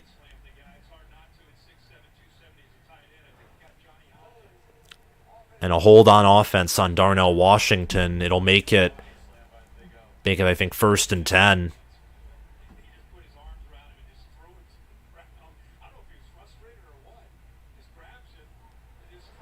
Yeah, Darnell Washington just threw. He threw number 57 to the ground, Johnny Hodges. 1st and 20. From the 41. Let's see what Georgia can do here. TCU playing more conservative. They snuff out the run, and it's a 5-yard gain, so it'll be 2nd and 15. Dejon Edwards with the carry. If you're TCU, you really want to think about, if you get them on a 4th down, use one of your timeouts to preserve 40 seconds. It's just what Georgia is doing is crazy. Georgia already has nearly 300 total yards. They have over 100 rushing yards. Georgia is willing and able to milk the clock. Play action. Bennett. Deep. Incomplete. McConkey, very good catch, but just barely out of bounds. Please do not... Nope. Out of bounds. Nice coverage by Tomlinson. Yup, just out of bounds. It'll be 3rd and 15. Stetson, that was on McConkey. And on, Hodges Tomlinson for playing well. Bennett, it's 3rd and 15. We'll see what they can do to convert here. Georgia has been in situations like this before and converted. Running down the play clock all the way. They only send 3 people forward. Bennett launches a missile to Bowers, and Bowers holds on to it, and it's 1st and 10 at the 12. Well, the 3-3-5 defense that J.J. McCarthy is talking about, They're here. The real issue, though, has been the offense. Like, you know, they allowed 45 to Michigan. They let Kansas State score more on average than Kansas State typically scores. The Georgia's defense has shut down TCU's offense, and TCU's offense hasn't played their best game. But what Georgia's going to do is they're going to milk the clock. They're going to take a timeout here. They take their first timeout. 1:41 remaining, and it looks like Georgia's just going to, hand it to them. This is crazy. I feel like the world underestimated TCU, and even if Georgia underestimated TCU, they're just still blowing them out. It's angering, really is what it is. I'll say it again, if you don't stop Bowers, it's over. J.J. McCarthy needs to eat humble pie. Yes, he does. And Michigan man Jason, I did hear that Corum is coming back next year. And that's awesome.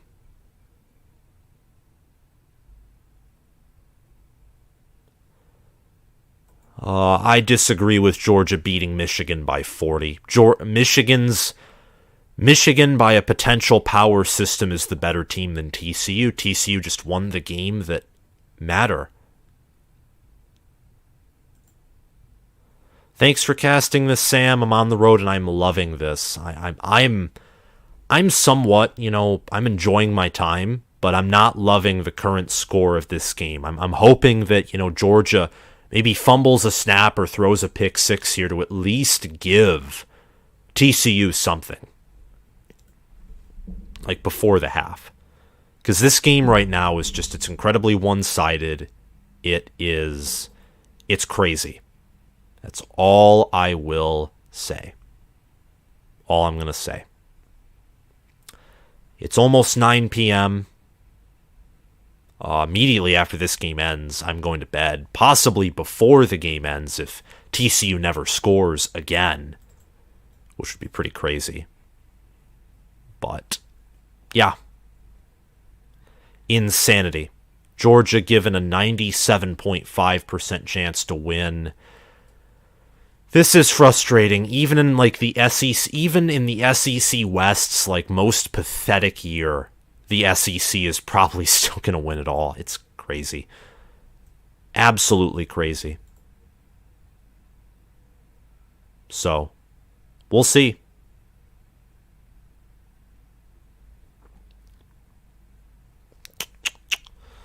Georgia has 320 yards to TCU's 120. TCU with the 2 turnovers. The difference here has really been Georgia hasn't given anything TCU to munch on. Michigan did.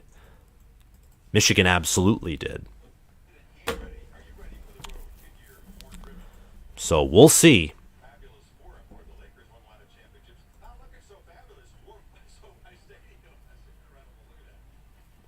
11,000 views this hour. Really, thank you all for watching this, being a part of it. Let's get this to 1,000 concurrent viewers at some point. Hopefully. This game would have to be more competitive. My gosh, the blocking is insane. Edwards getting 7 yards, pushed out of bounds. The blocking, Georgia's just eating them alive.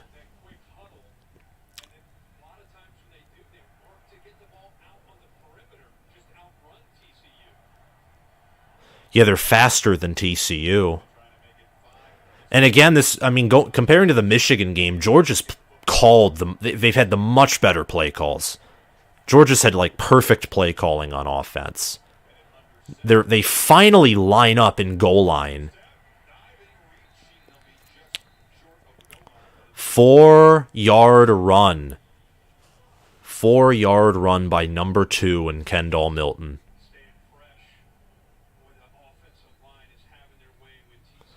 It's insane. It's crazy.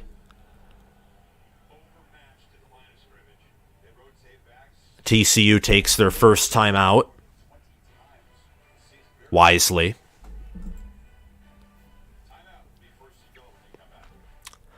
Of course, they got to get in another ad, so let's check the chat. I think Michigan finally wins a playoff game this year. I think they win the national title next year. The SEC will experience for the first time how difficult it is to travel for a bowl game and get reacclimated to the weather when they come to the big house. Okay, imagine this. Georgia this year travels to Columbus to play in that cold weather against Ohio State's spread. That's like a 10-point Ohio State win. Easy. Michigan better worry about their head coach taking an NFL job. I think he's staying. But we'll see. We shall see. Honestly.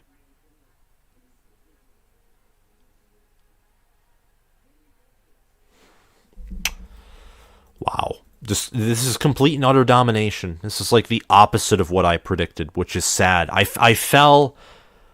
The game isn't over until the clock hits 0, but I think I fell for the same trap for Tennessee. There's just not enough. You have to have top 3 talent to compete with Georgia. You have to. Or you have to catch Georgia napping. Like, the only teams that have beaten Georgia have had top 5, top 3 talent, or they've caught them napping, or they beat them in 2016. Those are the only times you've beaten Georgia. It's the same thing for Bama, honestly. Except for, like, this year's Bama team, I would say this year's Bama team was just not the Bama standard, much like the 2010 team. It was the same thing for 2020 Georgia. That was not the Georgia standard. I mean, the way they played Florida and got destroyed by them, the way they played Mississippi State close, just not the Georgia standard. But we shall see. I mean, we already have 80. We're going to get well over 100 likes if this keeps up, which is just awesome. Completely awesome. So, $2 in chat revenue, 80 likes, 577 concurrent viewers. Let's pump these numbers up. And also an average view duration of about around 2 minutes. Most of the people who've come in here have, checked in, tuned out. Let's pump all those numbers up. And we're back.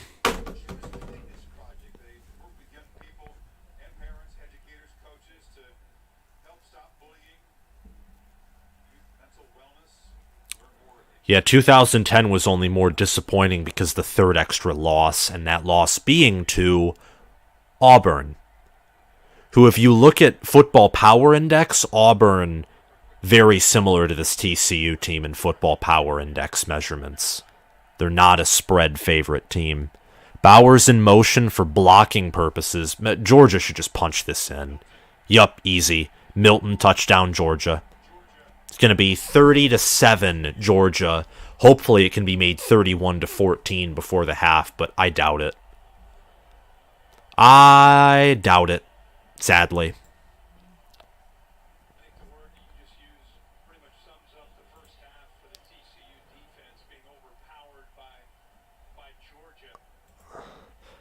Yeah, blank name.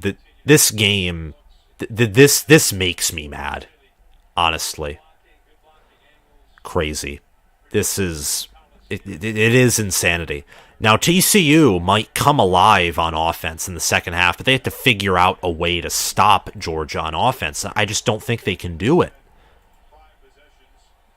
I really don't think they can do it, which is unfortunate, but it is what it is.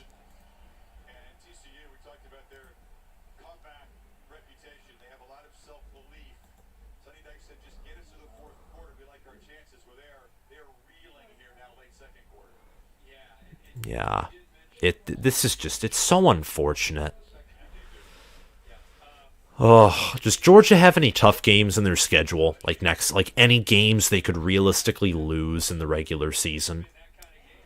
Outside of maybe Georgia Tech, I say that because I think Georgia Tech's going to be better under Brent Key even in year one, and I can't imagine with how bad Tech is that there won't be an overlook of that team. I cannot imagine that. You can't play a team as bad as Tech over 4 or 5 years and not, somewhat overlook them at least once. That's impossible. If they ever get good, that is. Oh, yeah, I mean, Ohio State was a point away.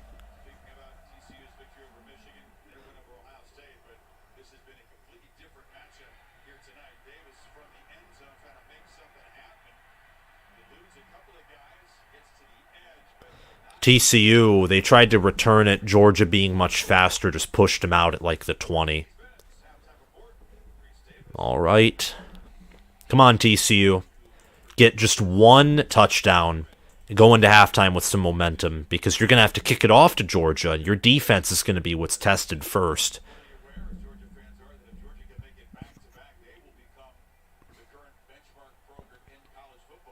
Oh, they will. Problem is they're not, The only difference between Georgia and Alabama, if they're a benchmark program, is Alabama's still wildly out-recruiting Georgia.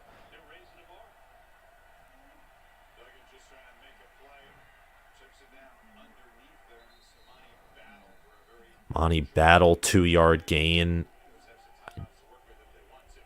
I don't know exactly what TCU's doing. Taking their time on offense. Dawgs bring pressure. And Duggan is sacked. Wow. Crazy.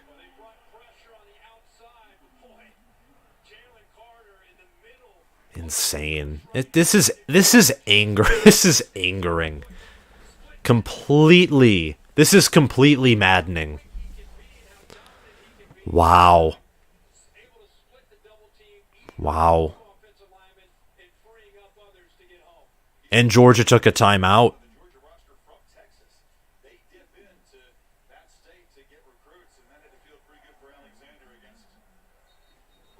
Bear Alexander, true freshman. I think it was a 5-star that originally was committed to Texas A&M. No, maybe originally committed to Texas A&M. Wow. Well, hopefully TCU can get a miracle play, but...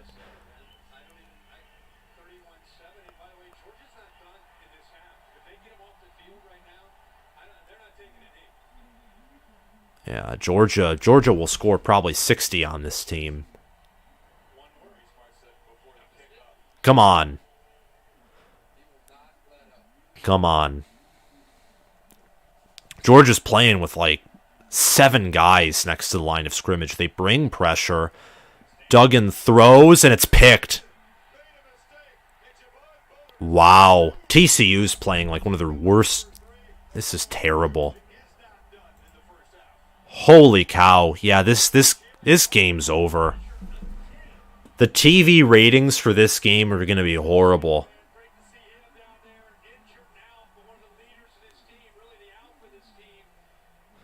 Crazy. I don't get how the announcers can be excited for this until I remember that ESPN is like totally pro SEC. This is insanity. This is like watching Nebraska, Ohio State 2019. Except there's a number 3 next to Nebraska. Wow. That is insane. Boring game, completely boring game. Can Bennett throw a pick? He won't. He's going to missile.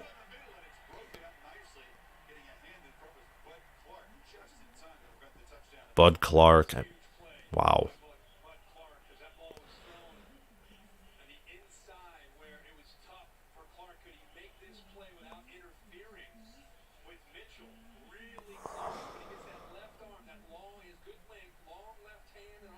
Ooh.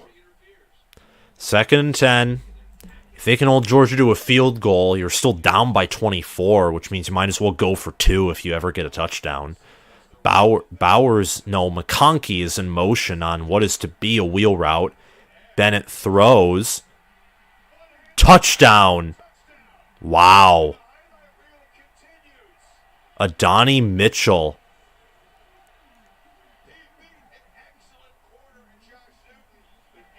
Crazy. I didn't... What?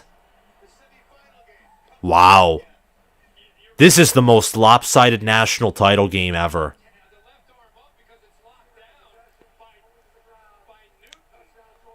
Crazy.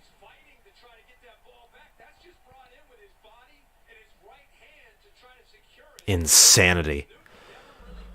Whew, should I end this live stream right now? I mean, there's like literally... This is insane. I mean, listen, the overs being hit, that was an undisputed fact before this game. I thought it was an undisputed fact that,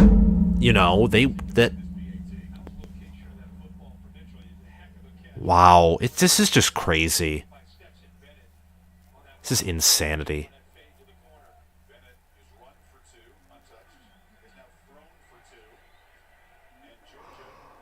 Oh, wow. Oh, my gosh. Man, TCU, you did not. If only Noah Ruggles could have made the kick. Darn it. This is frustrating.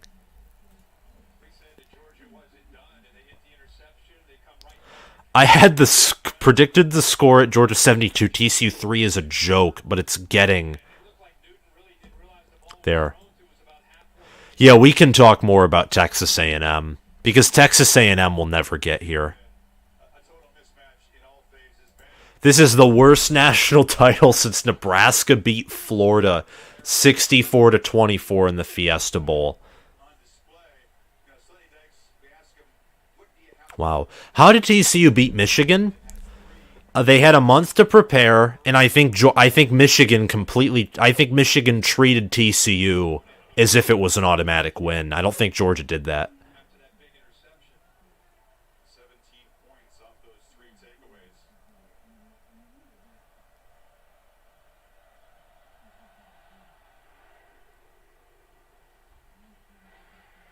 Why are you trying for the return?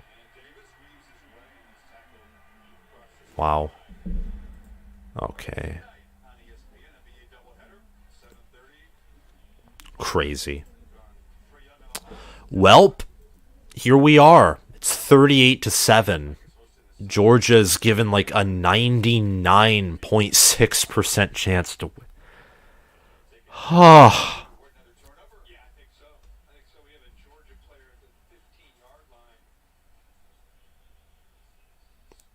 Dejon Edwards is injured, but, I mean, TCU has 3 turnovers, not even 120 yards. I mean, this is crazy. TCU showed up, and they crapped the diaper. That's like it's the best way I can put it. This is horrible. This is so bad. This is so bad.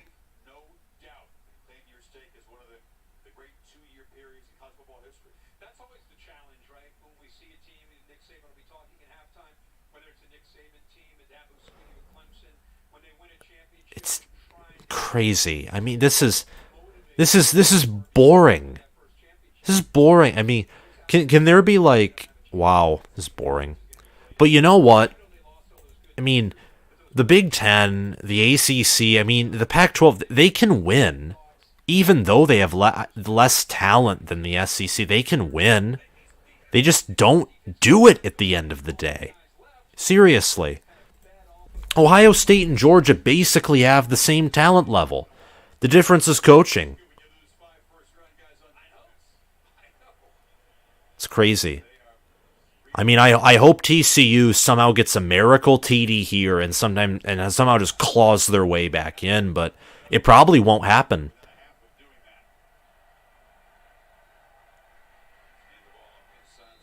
Yeah, they hand off the ball. That's going to be the end of the first half. I don't know why you wouldn't take a timeout here. They're going to try and get one more playoff. Wow. 38-7 at the half. 38-7 at the half. And UGA is going to receive the second half kickoff and probably make it 45-7. This is boring. Okay. I am going to be back. I'm going to get another drink of water. And just take like a minute or two break just to catch my breath, since it is halftime. But I will be back to talk about college football.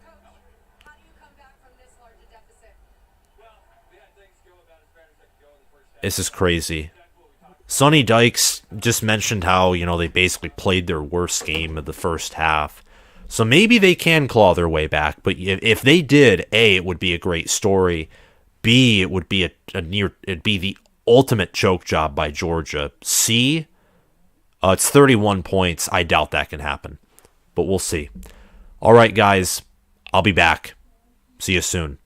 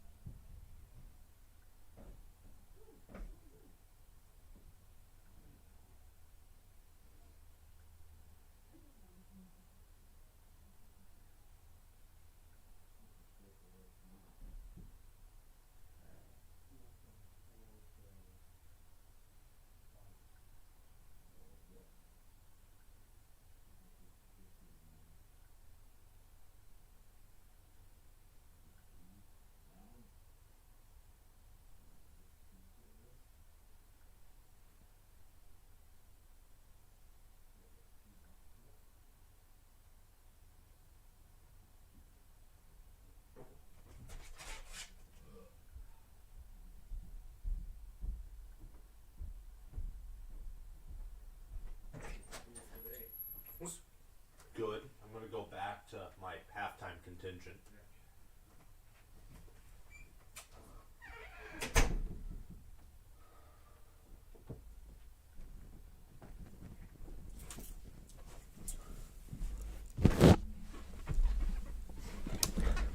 Well, on some good news, Cameron Rising's going to return next year, which means wow.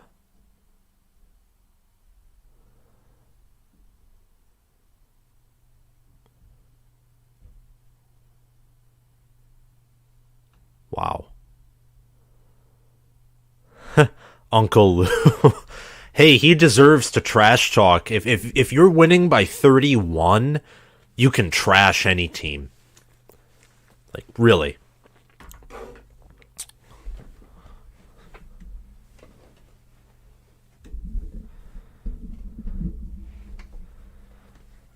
It's a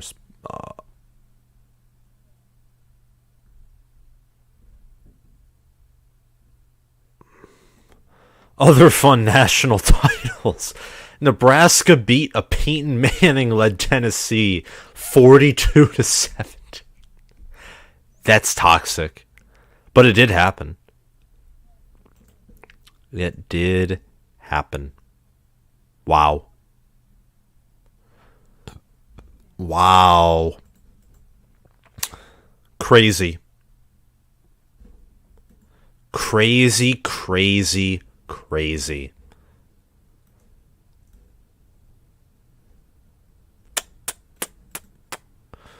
Wow. Well, we shall see.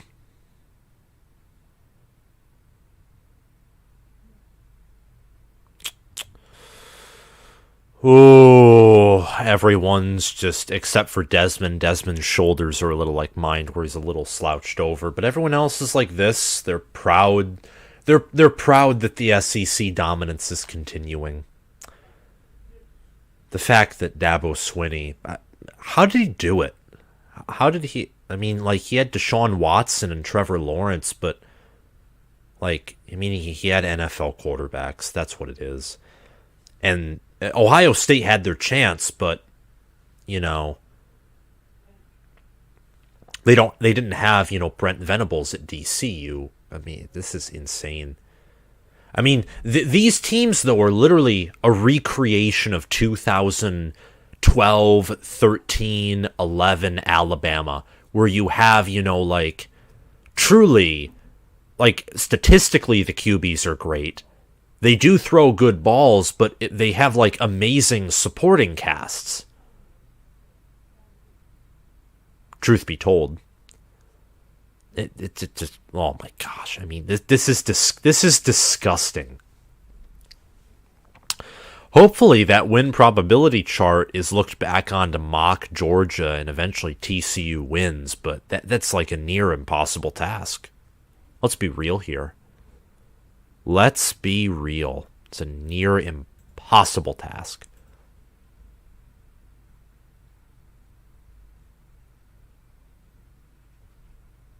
TCU's one TD was the same play they ran against Michigan, even the wide receiver motion. OSU would have cooked TCU.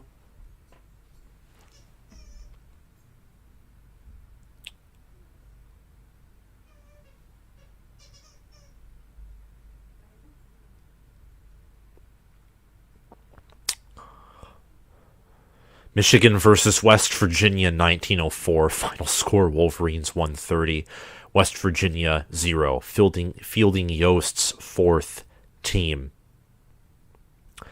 The team played 476 minutes of football and scored an average of 1 point for every 50 set. Holy cow, it's a lot. Oh my gosh, this is just frustrating. Congratulations, though, Georgia. I mean, listen, this team, maybe it is. This team might be. This team is probably 2018 Clemson level good, which is pretty darn good. It's not like Bama in 2020, LSU in 2019, Miami in 2001. It's not like Nebraska in 1995, but it's good. It's elite. It's one of the best teams in college football history. 15-0. I still think last year's team was better. But last year's Alabama, when healthy, which they played in the SEC title game, was probably better than any team this year. So, that's that. But here we are. Here we are. 38-7. It's just crazy.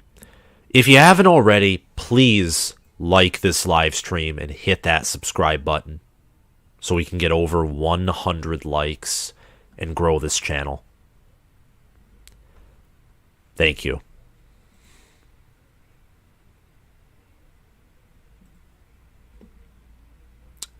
Stetson Bennett, Stetson Bennett, legend as he is, he also he's a dog walker because TCU and the Horned Toad are chained to his wrist, and Stetson Bennett is just casually walking them. 13 of 17, 213 yards, 2 touchdowns. And on the ground, he has 39 yards, 2 touchdowns on 3 attempts. Stetson Bennett has more total passing yards than TCU has total yards. Holy cow. Georgia's punter hasn't even seen action yet. He saw more action against Samford in the first quarter than he did against TCU.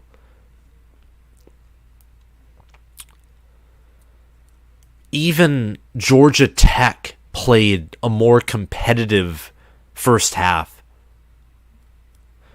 I mean, LSU without Jaden Daniels looked more competent than this. This is insane. And I don't buy the narrative that, oh, that just means that LSU would beat TCU by 1 million. And like, the top 7 SEC teams are just the top, no. Texas is 8-5, and they almost beat Bama, who's undisputedly the second best SEC team. It's more about Georgia and these teams, these good teams. They're mentally tough. They're mentally resilient, and they play their best game when it matters. Like Georgia against Oregon, against Tennessee, against LSU. I ironically should have seen it coming because they did it 2 or 3 times, but I didn't, and part of that was because Georgia was favored by almost an ungodly number against TCU, and TCU has been underestimated time and time and time again, and they've overcome it. But not this time. And if they do, it'll be a movie. If TCU wins this game, there needs to be a movie made of it. Needs to be a movie made of it if they somehow win.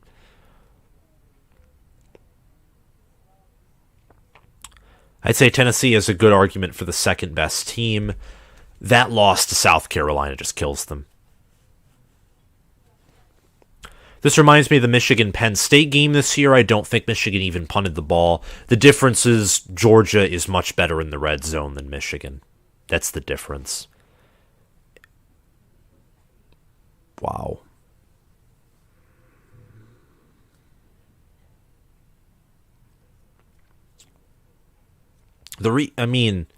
Uncle Lou can be, a troll. I haven't watched a lot of him, and he definitely can be. Now I'm starting to agree with Michigan fans. Maybe the Michigan TCU game was a fluke. I said Michigan would win 8 out of 10 games in that series. I did say that. Now, that doesn't mean it was a fluke. I don't think it was a fluke. Because there's a difference between... there's just a difference.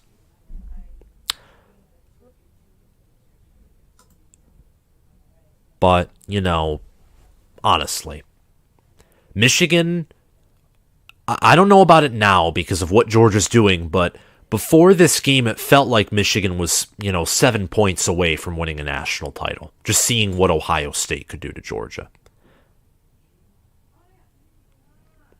That SEC game is irrelevant. As the great Josh Pate says, you aren't what your record says you are. But it's not irrelevant. It kept them out of the playoff. They would have been in over an 11-1 OSU if they didn't lose that game. They would have been. They are what their record says they are. They had Hendon Hooker, and he got injured, and their defense folded against Spencer Rattler. Game's totally relevant. Totally. It's not irrelevant. Now, you aren't always what your record says you are, but at the same time, why play the games if you aren't what your record says you are? 2021 Nebraska. Sure, played like a top 25 team, but they always lost. They never won. Never won. Michigan beat Michigan. TCU was just the only team in the building. They had to show up and perform janitorial duties to win. That I disagree with, because Michigan's defense, listen, TCU out-schemed Michigan's defense. If USC got in the playoffs, do you think they'd win it? No. Any current playoff team would have beaten USC by double digits, including TCU. If USC was in this game right now, the score at halftime would be USC 14, Georgia 56. That's what the game would be. It's absolutely what the game would have been. USC would have, gotten probably one or two big plays, very quick drives. They'd even have less TOP than TCU. Georgia would have, Georgia just would have mauled them even more. USC's not good. I mean, did you watch the Tulane game? I mean, Michael Pratt was 8 of 17. He didn't even complete 50% of his passes, and he had video game statistics against a defense that was people call Alex Grinch a genius, and you lose to a quarterback who doesn't complete 50% of his passes and isn't even top 50 in QBR. According to statistics, Peyton Thorne is a better QB than Michael Pratt. And Michael Pratt looked like prime NFL, prime epic Vince Young Michael Vick against USC. USC's defense outside of the turnovers and sacks is absolutely bottom 10, Hummus Hero. I give that for you. Absolutely. I mean, it's disgusting. The fact that USC was even considered in the top 4 ahead of OSU, to me, was heresy. When clearly Ohio State's better team, which again proves the point that the 4-team playoff isn't a playoff, it's an invitational biased toward conference champions, which it shouldn't be. It should be whatever number you want, but the best teams by eye test, statistics, computer models. You get rewarded for winning your conference by the trophy for winning your conference. March Madness is great, but I don't want to recreate March Madness. I don't. Let football be unique. Don't try and create March Madness. Just don't do it.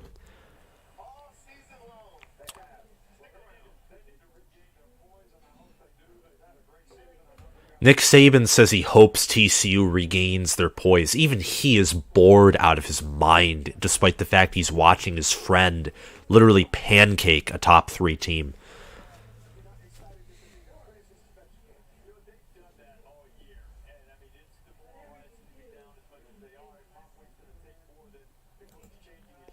The phrase, any given Sunday.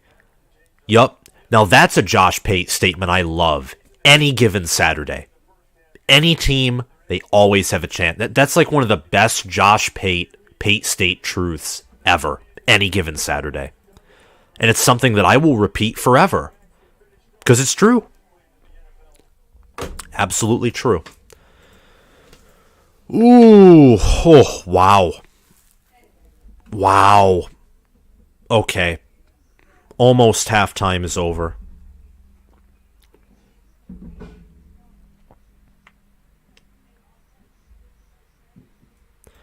Think TCU would have made it through a 12-team bracket to the final game? Somehow I doubt it. Watching this game, and if Georgia beats TCU by 63, the narrative will be TCU's just incredibly lucky. And that would be the narrative right now, even if they came back and lost. They're just a lucky team. That's what the narrative would be. Unless TCU wins this game, absolutely, I don't think, they would have made it through. He didn't coin it. I heard it first from him, but that doesn't mean he did coin it. Thank you for that. But I love that quote. Absolutely love it. Whew. Well, hopefully Georgia can, I hope they turn... If Georgia can turn it over twice and TCU scores 17 or 21 points off of it, maybe we have a game. Just maybe. Maybe we have a game. But I sort of doubt it. Sadly.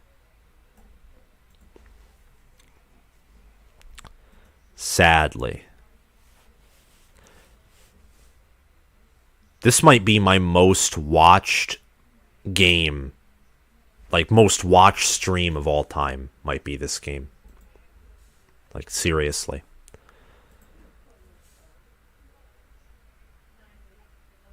TCU played their best game versus Michigan, their worst showing of the year so far versus Georgia. There will certainly be an argument for that. Because Georgia, you can't tell me they would beat TCU again by 40. Can't do it. Just can't do it. But we'll see what happens. We will see what happens. I hope TCU can at least, put up some garbage time points. Maybe do what Michigan did versus Penn State in 2019, where you get the comeback, make it entertaining, maybe just fall short in the fourth quarter. But that's looking so unlikely. So,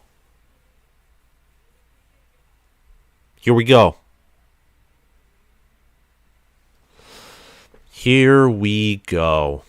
It's about to be the beginning of the third. Georgia's going to get the ball. Let's hope Bennett can throw a pick six. That'd be the only way to keep this game entertaining. Is Georgia makes some critical. With TCU down this third quarter, could be fun to watch. You're funny.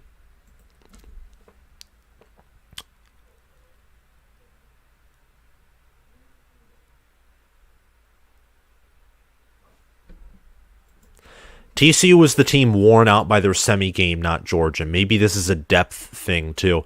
Maybe it was Michigan, Michigan State in 2021 is an example. It also comes to roost with, Michigan and Harbaugh and, close games against dynamic, fast, mentally tough teams is what it comes to roost with, too. Because there is an argument Ohio State's no longer mentally tough and resilient. But, struggled against Michigan State in 2021, a mentally resilient team who didn't have a lot of talent, but they had some star players, and then that was TCU's mulligan. Michigan wore them down, and they lost to Purdue, got blown out by OSU. Harbaugh needs to have the offensive playbook taken away from him. Yeah, Michigan, with the money they have, can't you go out and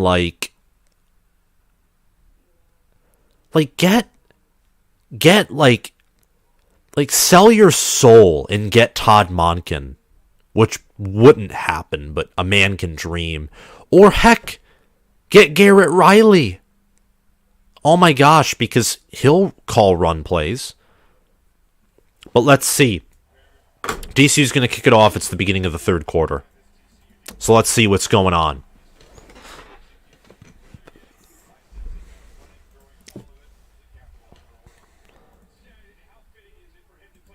Where could I watch this for free? Mr. Blue, you can't. And Jack Harrington, the Big Ten absolutely did choke opportunities. They totally, utterly choked opportunities. There's no doubt about that. Game is disgusting. Can D. Winters, stick hit Kenny McIntosh, fumble, recovery for touchdown? What Georgia will probably do is just milk clock, hand it off. This is annoying. How many busted tackles before you can bring down Kenny McIntosh, who just ran for 6? It'll be 2nd and 4 at the Georgia 31.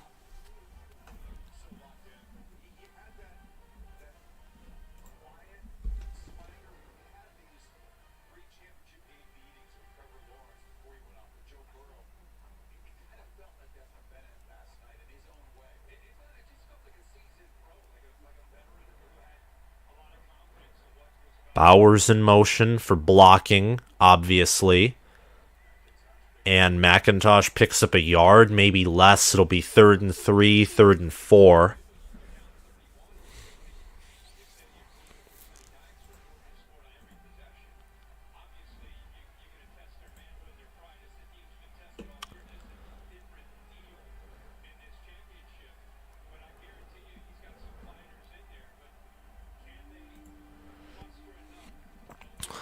Well, hopefully they can force Georgia to punt, but I don't know. They're playing so far off. McIntosh. Broken up. Slant. It'll be 4th and 3. This will be the first time Georgia's punting all game. Terrible. Horrible. The first time Georgia punts is when they're up by 31. At that point,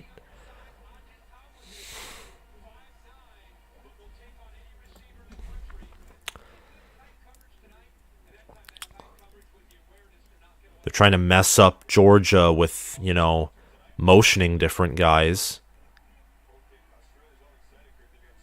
Punter. Georgia punts. There is a flag out at the TCU 25. What's the flag for?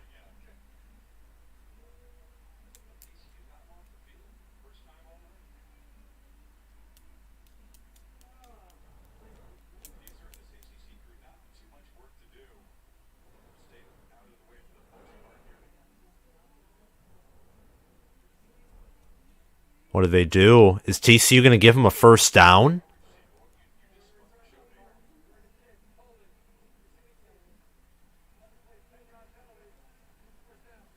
Nope, holding on TCU, which means it'll be 1st and 10 TCU at like their own 20 or 15.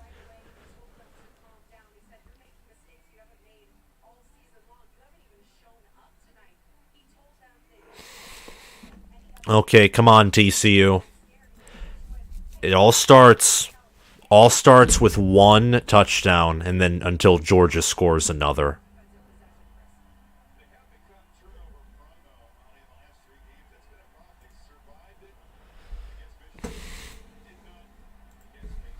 Oh, 1st and 10 at the 10. Holy cow. Watch a pick six occur.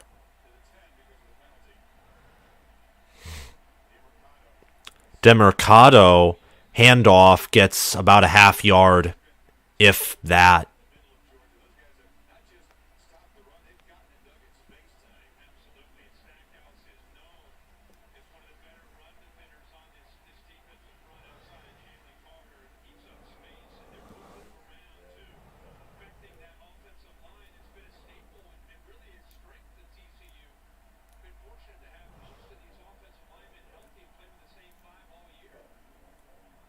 Low snap, blitz, Duggan. Wiley, the tight end, makes the catch. It'll be about a 5-yard gain. It'll be 3rd and 5. Oh, wow. This is gross.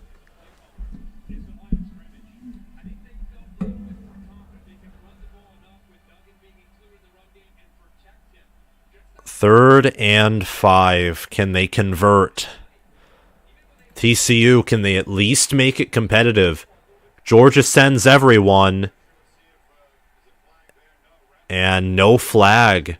They sent everyone. And Tyke Smith was covering Quentin Johnson. Threw him down at the end. It's 4th and 5.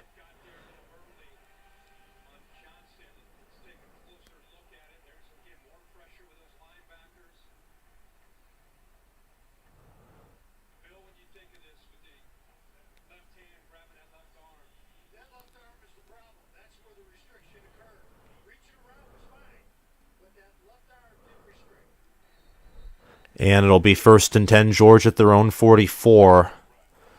Not a good start for TCU, obviously.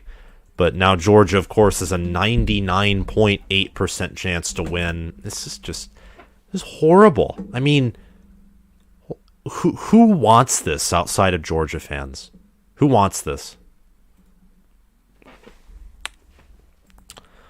Outside of Georgia fans, who wants this?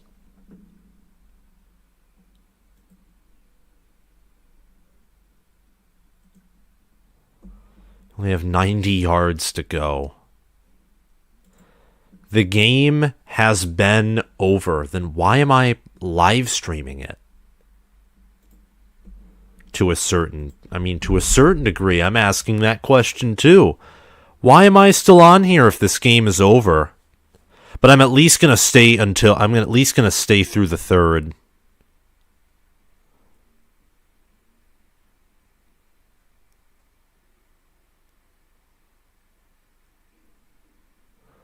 So, crazy.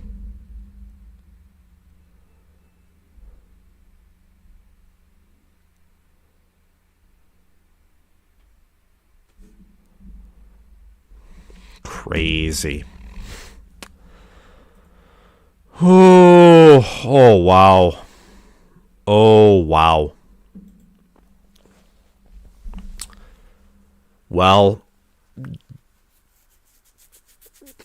we'll see.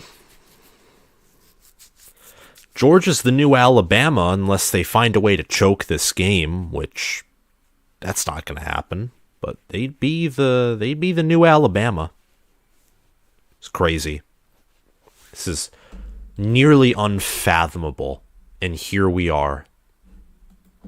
Almost 20,000 views. Almost 20,000 views on this stream. Crazy. But we'll see.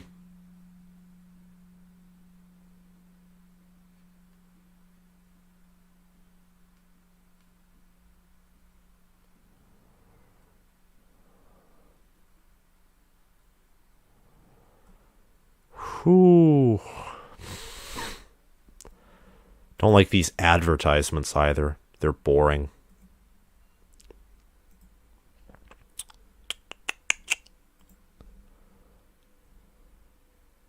Honestly, I may start playing a PS4 game soon, Sam. You have 400 viewers, Sam. We are having fun, I guess? Yeah. That's true. I'm stuck working on end-of-year reports, and this is better to listen to than the actual radio commentary. That's scary, because I was just pausing for like 30 seconds of silence, Joseph. All right, come on. Bennett. Bowers breaks the tackle. Wow. I mean, there's just like... This is like me. This is like Idaho in NCAA 14 playing first-year Alabama, which, by the way, is ridiculously overpowered. It's holy cow. Penetration. Georgia's literally playing like the perfect game, like the best game I've seen them play all year.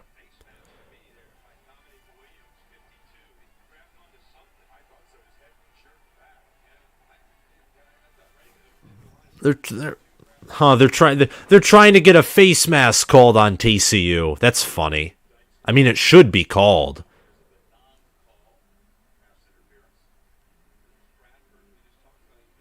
But it's just like, it's like, just stop. Just stop.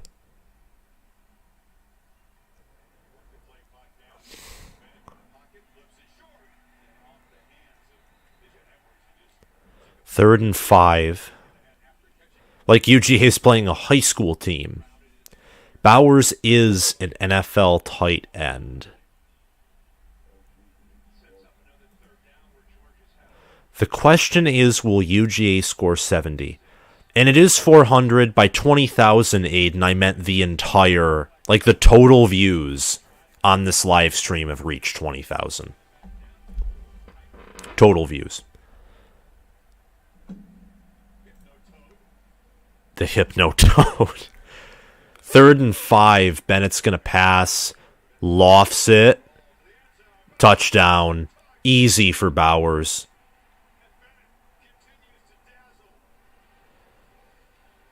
Wow. Oh my gosh. Kill me. Kill me. Ooh. Wow. The Hindenburg disaster. Yes, that's exactly what this is. Well, now I understand why I thought Michigan was going to blow out this team.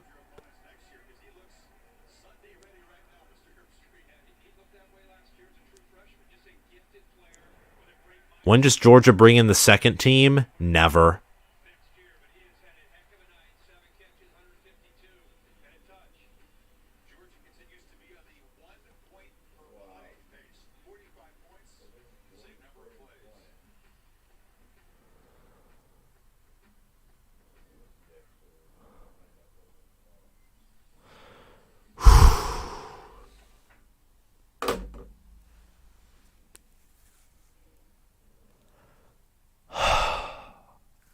Sigh of relief. I have a headache.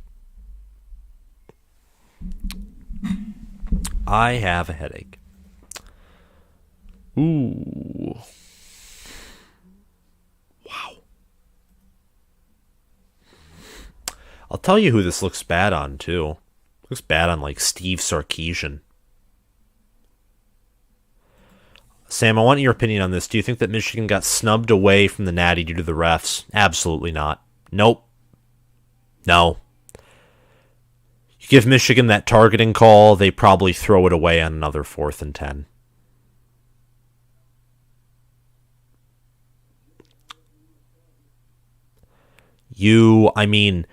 The Wilson touchdown, that should have been a touchdown.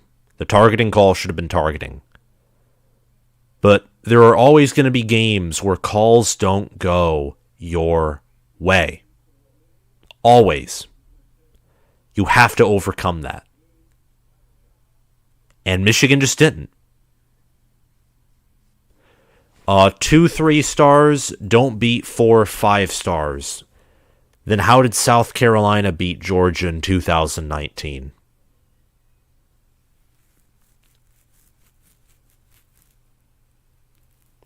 Go Dawgs, Aiden Adams, the baseball fan, says.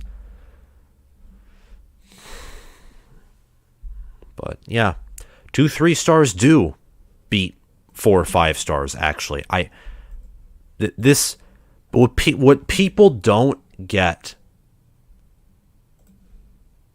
what they really don't get, is this isn't just recruiting. I hate it when people just pony this up to recruiting. This is play calling. This is strength and conditioning. This is Kirby Smart, which, yes, recruiting has a massive factor, but it isn't all recruiting. It isn't. It just isn't. That's boiling it down to something that recruiting's complex. It's not simple. That's boiling it down to one factor. Georgia's just better at every position except for quarterback by raw talent and maybe wide receiver. And Georgia has a better game manager and a more stable force at quarterback. Georgia's the better trench play. Georgia's better depth. They have the better play caller on defense, obviously, and arguably the better one on offense. 45-7. Let's see if TCU can actually do anything. They get out to their own 32, and there's a flag, which is probably going to be holding on TCU. Or maybe some targeting. I don't know. I don't know at this point. This is just it's so bad. Yup, holding. Knew it. That is that. Yup, knew it. Was holding.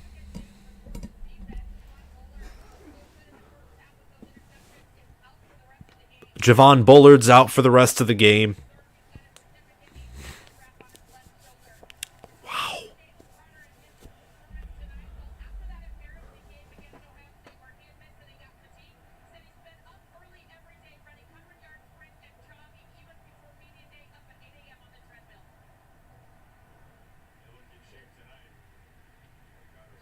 DeMercado gets about 6 yards. It'll be first, and it'll be 2nd and 4, pardon me, from 24.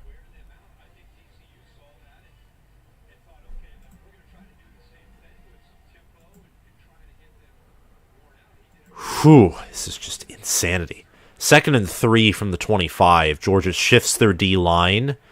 Duggan, play action. Has to scramble. Gets 4 yards, picks up the first down. TCU will need a miracle game just to be in position to, like, bring it to OT. Not going to either. This sucks. This literally sucks, but it is what it is.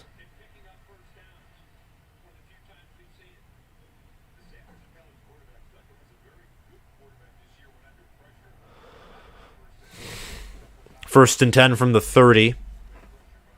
Duggan unloads it to number 12 for TCU, which is Gierquavius Spivey.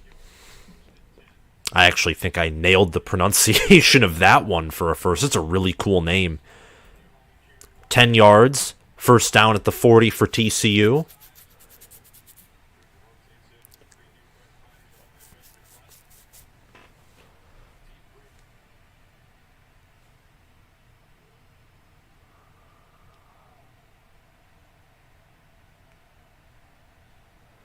Dawgs send pressure. 6-yard gain for TCU. 2nd and 4 at the 46.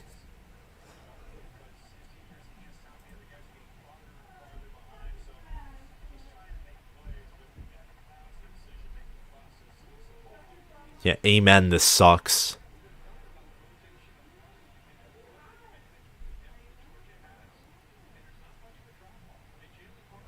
Most fans here are Big Ten. That is totally accurate. This is a mainly Big Ten channel that I do run. Georgia.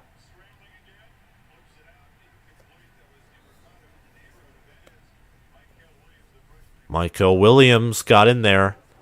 That's an example of recruiting, but also development. I mean, if he went to USC, he wouldn't be playing this well. It's not just recruiting. I mean, USC under Riley's going to be recruiting at an exceptionally high level, at least on offense, and even on defense, too. And I tell you, never going to win a national title. And Jim Harbaugh right now, as far as I'm concerned, is a better head coach than Lincoln Riley. Oh my gosh. Yeah, I don't know why they try to QB draw. Well, at this point, TCU's not trying to win. They're just trying to, not...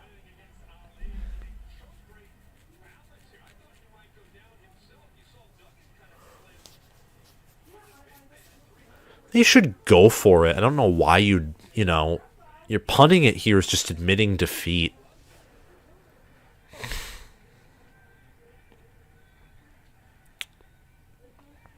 Yeah, this game's over. This is over. But we've known that for since early second quarter.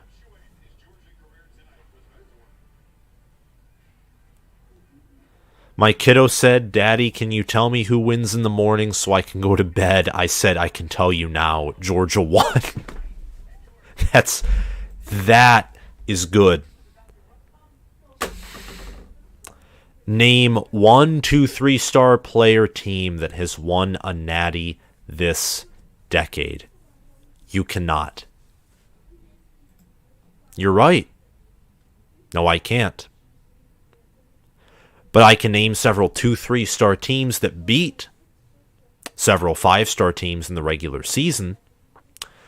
Iowa in 2017 against Ohio State. South Carolina in 2019 versus Georgia. You can't forget... What are some... Kansas State beating Oklahoma in 2019, 20, 22. Middle Tennessee beating Miami, Florida.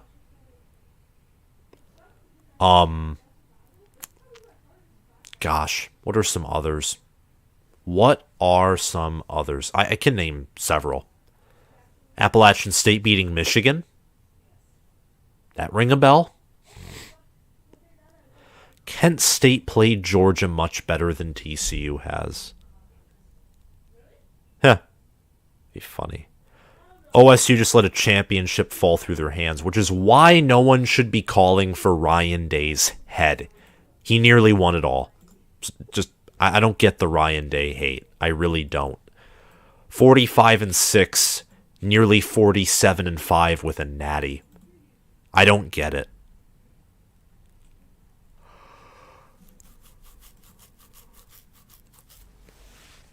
People who think he should be fired are delusional.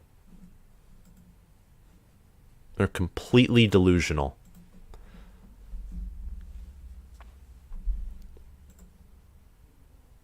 Completely delusional.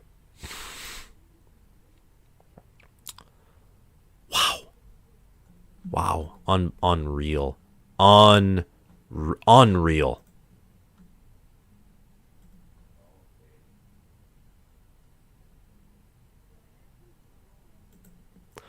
OSU is clearly the number 2 team in the country.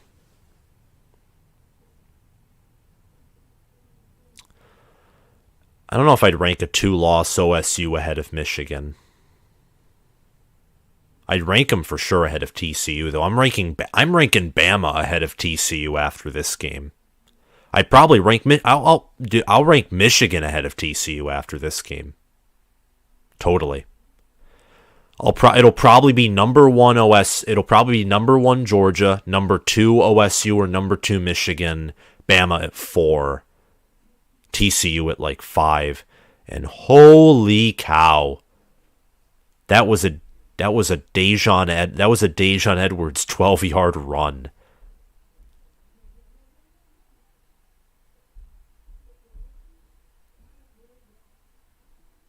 Georgia State beat Tennessee in a very dark time. Was that the Derek Dooley or the Jeremy Pruitt era? Jeremy Pruitt being like literally like an incarnation of a rodent when it comes to being a head coach.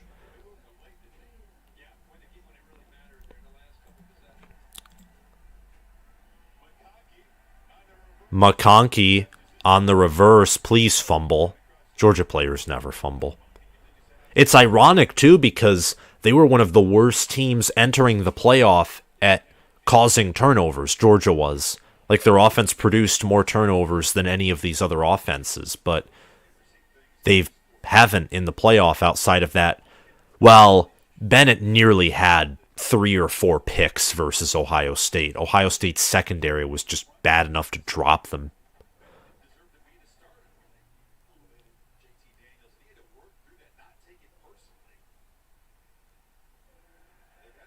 Please throw a pick. Bennett, deep, easy, but dropped. Arian Smith dropped it. Bad coverage by TCU, but perfectly timed hit to force a drop.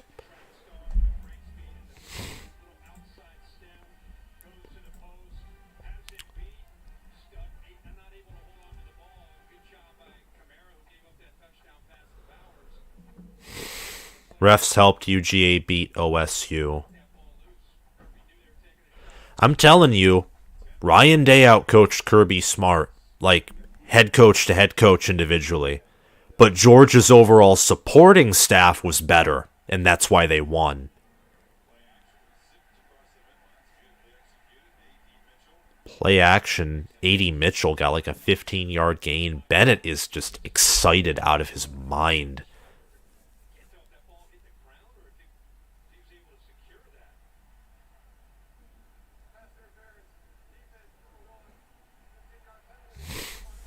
Defensive pass interference by TCU. Georgia's going to make this 52-7.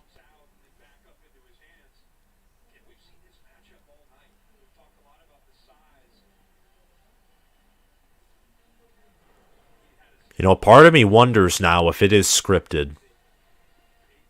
I'm not going to go there, but let's be real here. They want the 12-team playoff to be introduced. What better way than to say, hey, if there's a 12-team playoff, maybe TCU doesn't get in, and this never happens.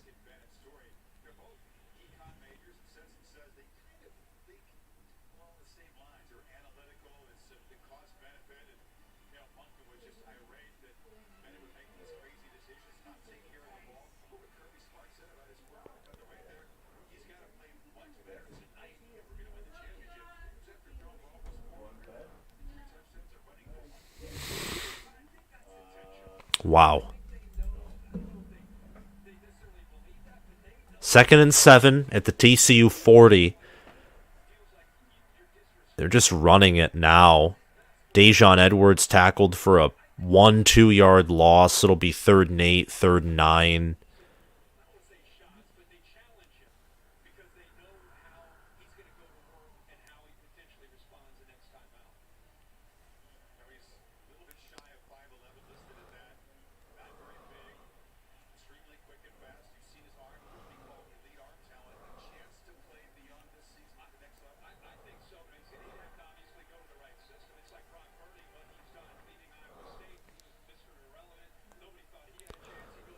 All right, 3rd and 8, Bennett.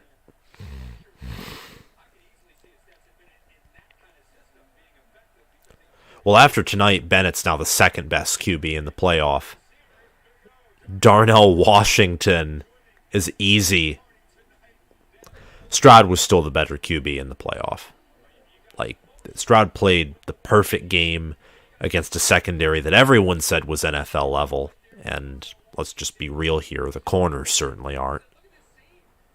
It's just perfect. I mean, the Todd Monken is scheming these players who don't need to be wide open to make big plays. He's scheming them open. It's amazing. I mean, Darnell Washington was just wide open on a seam route. Bennett is now 16 of 23 for 291 yards and 3 touchdowns. Late handoff to Kenny McIntosh, which is about a gain of 1 or no gain whatsoever.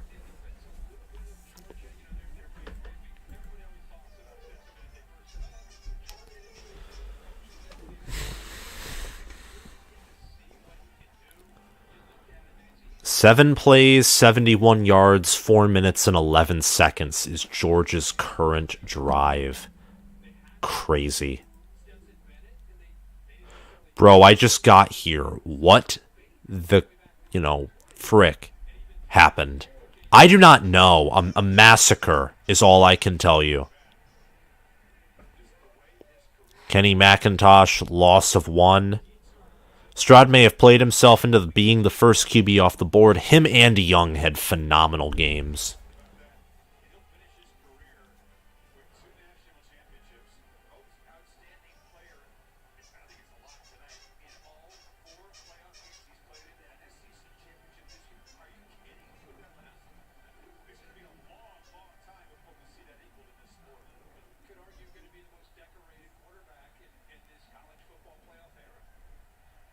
Wow.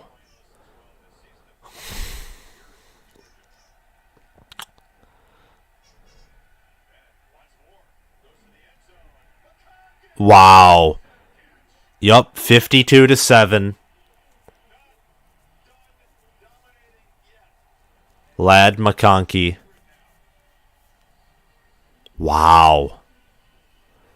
14-yard receiving touchdown by Lad McConkey.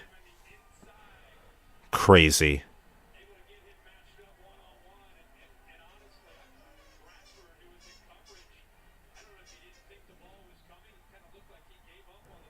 It's insane. It's about to be 52-7.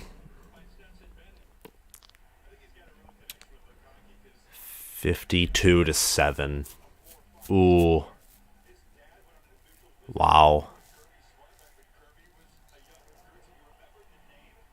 I'm gonna stop. I'm ending this stream after the third quarter's over. This is an embarrassment. The fact I predicted TCU to win is like disgusting. The fact I predicted TCU to win might be a worse prediction than predicting Nebraska to go 10-2. This is horrible. Horrendous. Absolutely horrendous. Terrible. This is terrible. Yeah, what I'll do is after the third quarter, I'll go on a run, go to bed, and I have school tomorrow at 8 a.m.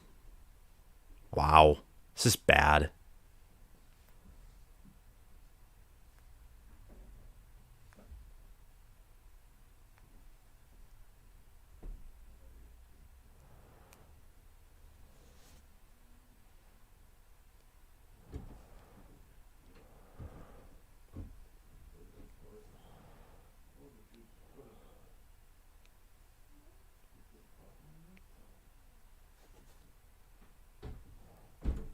Holy cow. 52-7. 52-7. Crazy.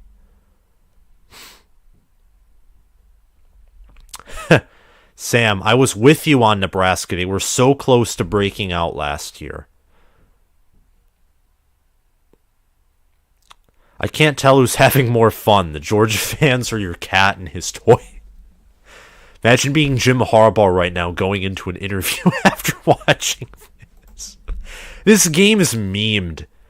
This is the most cancerous national title I've ever seen. Peter Shea Brooks, 52 points. Yeah, it's crazy. It's absolutely insane. Absolutely insane. It could have looked like this last week too. And the issue, of course, for Michigan is the ironic thing being it didn't. It didn't. Imagine being Jim Harbaugh and making $10 million a year. He doesn't even make $10 million a year. Yeah, Mel Tucker is paid more than he is. You saw Sonny Dykes say "wow" when Lad McConkey got that touchdown. It's horrible. Like, so disgusting. So incredibly disgusting. TCU's going to try and return. Why? Just give up.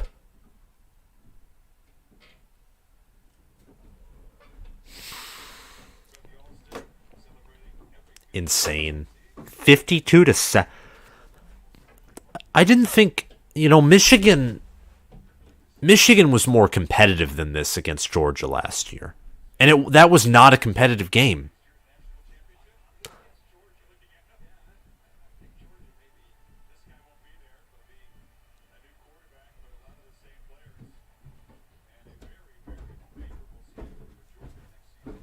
Crazy.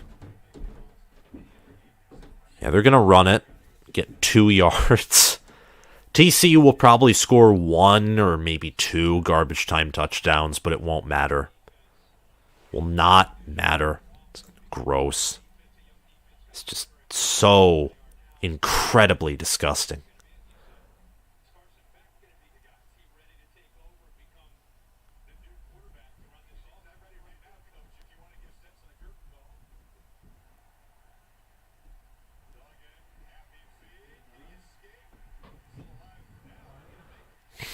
Duggan is like finally, wow, overthrows Davis.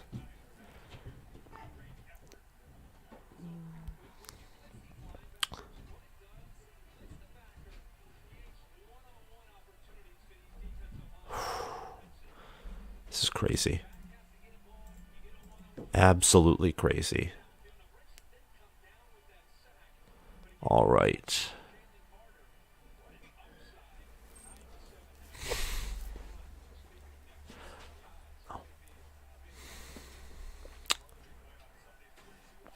.130 remaining in the third quarter.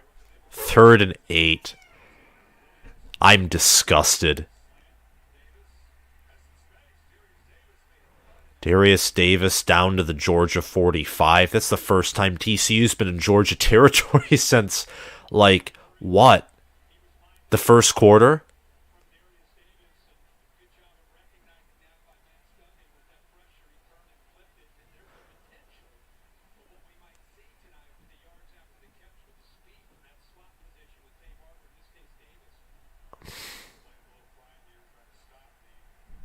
Wow. Crazy. Crazy. Absolutely crazy. Don't know what to tell y'all.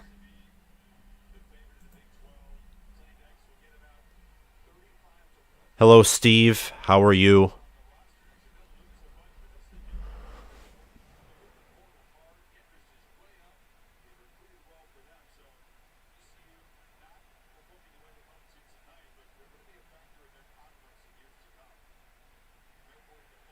Oh my gosh. Duggan, you cannot outrun Georgia's defensive line players. You can't do it. You can't do it. If we're being honest, TCU had a month to prepare for U of M and only a week for UGA. That's true. There's a lot of truth there. All right. Well, third quarter's over. I'm going to take a little bit of a break, and then I will be back.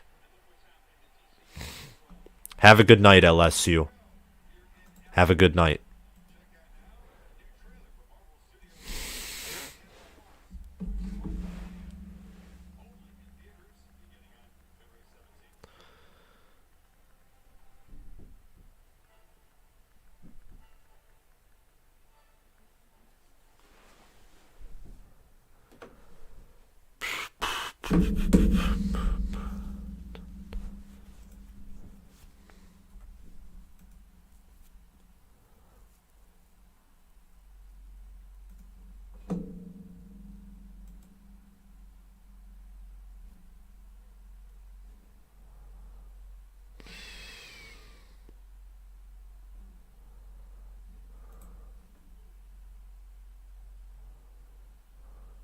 Michigan was better than what they showed against TCU.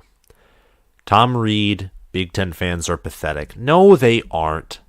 But the SEC is the better conference. They're just better all around.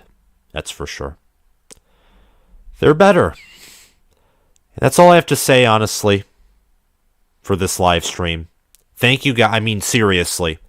Thank you, all of you, for coming on. Thank you all. I mean, listen, I had one of the worst predictions for the playoff. But Georgia's here. Georgia won it. Unanimous top 14 preseason for a reason. Go Dawgs. And I think it's going to be Michigan and Georgia for it all next year. We'll see. But Ohio State, Penn State, USC, Alabama, keep watch for those too. There will be a lot of preseason content for 2023 coming. This week I'm going to do my all Big Ten teams and my postseason assessment of the 2022 season, and maybe a final top 25, but probably not. Don't expect it. And then immediately there will be very soon a preseason 2023 top 25, preseason Big Ten predictions, recruiting news, transfer portal news, all that good stuff. Thank you guys for watching. I will see you all soon. And if you have not already, hit the like button, hit that subscribe button, comment your thoughts down below. Do whatever you want to do. Help the channel out with Super Chat, or even better, go through and watch some of my videos, or follow the Spotify, or check out my merchandise store. Thank you guys. It has been an awesome 2022 season. I cannot wait for 2023 and what it brings. I'll talk to you guys later. Bye-bye.